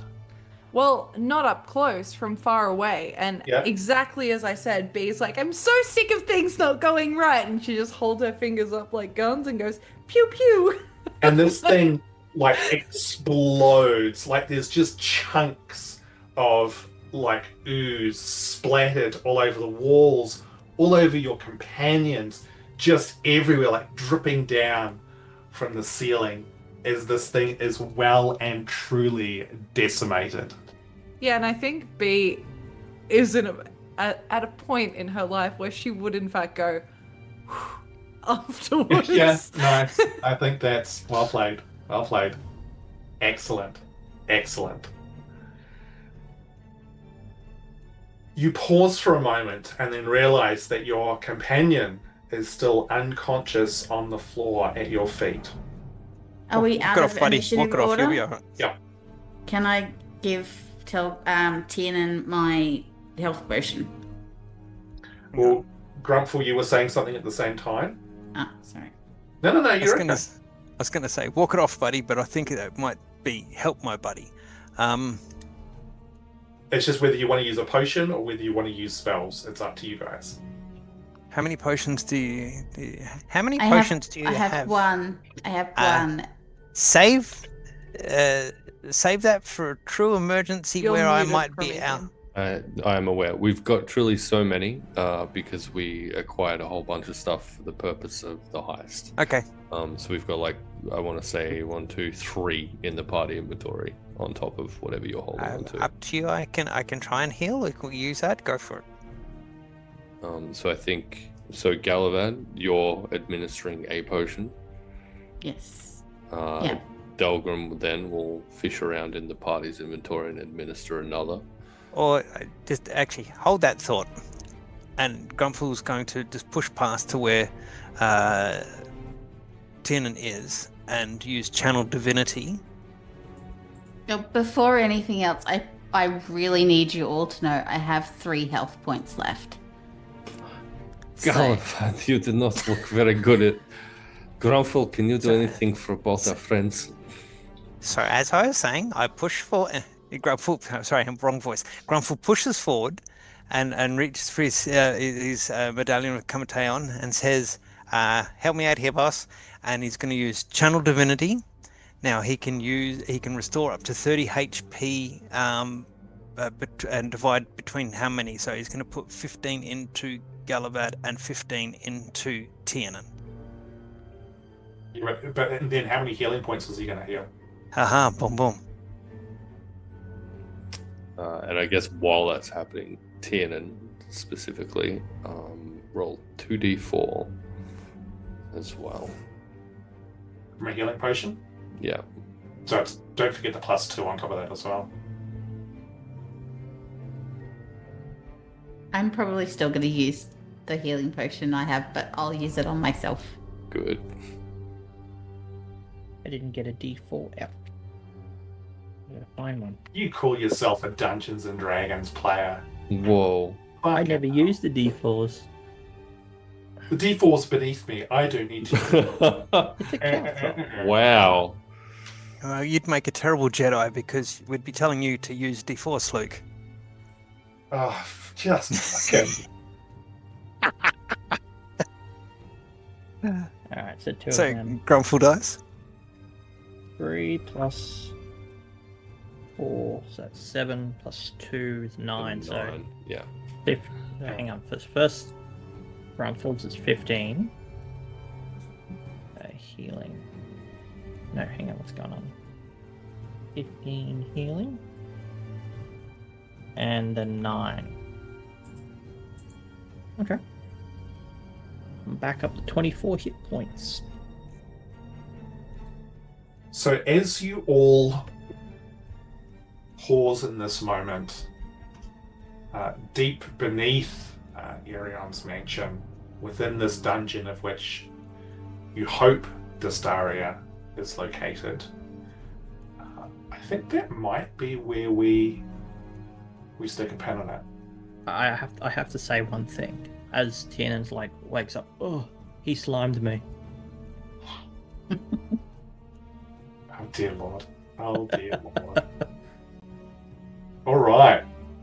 Hey, cool. Look, you got under the house, you've found the dungeon, you've tried to save people and that hasn't gone quite so well. And there's stuff and things. So let's do a little favourite moments from this collection of ragamuffins. Who would like to initiate? I'll go first. My Yeah. favourite moment was coming out of my button and I'm feeling just mummy. That was my favourite of all time. Fuck your game, Hamish. Yeah, fuck the D&D game. I'm sorry. Yeah. No, it's fine. It's not like I spend every single hour of every single day Look, trying I to... appreciate the No, I appreciate the game, okay. but I just feel like a lot of the spiteful stuff that happens is really just aimed towards me. I want you to know that I know you're bullying. You know? Yeah. Okay. Now look, this is we can have a conversation. We can workshop this. Let's get together. Let's. I need to have a mediated conversation. I feel. Yeah. Cool. Who's next? I got to give big props to John for the rope trick. That was brilliant. God damn it! You stole my moment. Yeah. I didn't really have much of a choice. I got smashed for 37 health in one hit. And I'm like, no. Well, to be fair, it was 2. It was too. Hiding is the better part of valor. It was a really clever move. It was a good call. I've got to give a hat tip to Delgrim's childlike energy when he had the crowbar and thought he discovered the secret door and opened it himself. Yeah. I do love like that regression Delgrim, where he goes from hardened adventurer to and it's almost innocent child. In that candy store. Yeah. I guess I'll clear the top row of the overlay and point out that it's absolutely fucking diabolical to give us otter folk who then turn out to be some kind of evil gelatinous cube creature. You fuck. That was real Excuse good. me. Once again, that was Saz. I had that slightly different, and then Saz, I thought you were our friend. Nope. No, she's just HR. No. HR's not here for the people; it's here for the here company. for the business. Sounds like Button Mummy is her own favorite tonight. Yeah. I was actually really surprised that you guys raced in so hard. I would have thought you would have been like, "Oh, this is absolutely We're heisting. Right? We're not Really? exploring. Yeah. Right? Really? No. We're We're not gonna here think that to we're gonna- rescue anyone but Destaria. What the fuck? It was a little otter folk. I defy It's anyone taken to us- turn their back on that. It's taken us like 5 sessions to get here. Right? So you fucking leave them there and you let them out on the way out. It's like, Yep. it's that easy. Why do you think Wow. Grumpfel stayed in that cross piece? The joke about heading back up the stairs wasn't really a joke. That was Plan B. My favorite moment was also the rope trick, but since that's been cruelly stolen from me, I will say that lighting the tree on fire was a really good idea, and I know it's really gross for me to pick my partner as a favorite moment, but it's not that because Promethean's actually a piece of shit. But This like, is true. it's genuinely Harsh. like I wouldn't have thought of that. I would have just pulled out a knife and started attacking.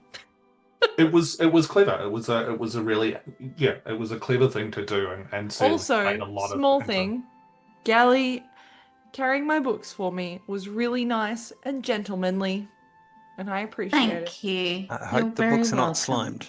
I need you to know that I walked through a Kmart today and Promethean didn't carry my bags, so I Ah, literally rude. carried all of the Wow. clothing. Thank you. Wow. I think what you would find is that I carried most of the clothing.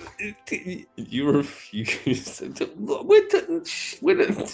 Move on. I Cass, did. did you have one? Sorry. I did appreciate the killing the creature with the finger guns. There was something the lead up to it, the whole I've just had too much, and then that was a nice little thing. It's been also very interesting watching you guys navigate your way through this and seeing what stuff you bite on, the different attitudes of let's search everything, let's not search everything, let's do this, let's not do this, and the party going all over the place. It's been intriguing. You're intriguing. I guess my favorite. Most of the highlights have really been taken, but I'd just like to point out the sheer disappointment by B by not finding a smut book in this place. So rude. Despicable. But Sorry, keep going, John. yeah, I got it. It was quite interesting to use Blinky's other form, and the consequences of being forced to use that other form, because we didn't have the shield up, and no temp hit points. Yeah, no temp hit points for the party. The thing is, when you said you dealt 49 hit points to Tiernan, that was exactly how much he had at that time. So just zero the fucker.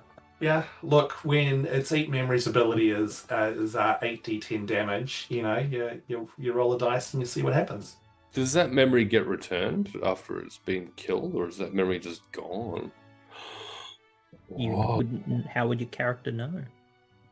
I guess you'll find out. Maybe I would. I've been around memory altering things before, or You have. mind altering things. You have. You're right. Yeah. we might find out next session. Who knows? Well, I will point out though for for all your trying though, Ham. Yeah. Invincible. Barely. Three hit points, Cass. Yeah, three of those 3 means I didn't die. So Yeah. Amazing. Anything else anyone wants to throw into the mix? Any other thoughts, comments? All I right. appreciated the pictures. I thought that was a really nifty idea. Literally about to say the same thing, Cass. What was that? I missed that. The pictures, I really liked the idea of the pictures and stuff. I thought that was cool. Shout out to Grim Hollow. Whoa! Which I pinched that from and modified it. This is now a sponsored stream. No, Yeah, I'm now a joking. sponsored Whoa. Brought to you by Grim. Well, no, actually, I probably shouldn't, just in case. I don't know. Hey, thank you very much, everyone who's hung out with us tonight. I hope that you've enjoyed our little stream. Please come back next in a fortnight, and we'll see if our bloody little group can finally discover Destaria, and more importantly, can they get out of this place with her? Yes. Easily. Yeah. Look, I mean, I don't think out of this place. Yeah, it'll be a piece of cake, right? Tiernan has been noting the sizes of the dungeon and the house. Yeah. And the proximity of something. I need you to know that I'm not trying to rush you, but I love the concept of our raid targets. So I'm really excited about it. No, that is totally cool. We're gonna go and raid out to Kid Kerrigan. Friend of the stream. Kid Kerrigan. So thank you very much, everyone. We'll see you in a fortnight. Have fun, play nice, don't stick your fingers into blenders, and remember, if there's otter folk children around, ignore them because they're probably Leave them where they Burn them with are. They fire. don't deserve any help. Yeah, they're easy Burn them with monsters. fire. All right, Saz, button us out of here, mummy. Finger guns.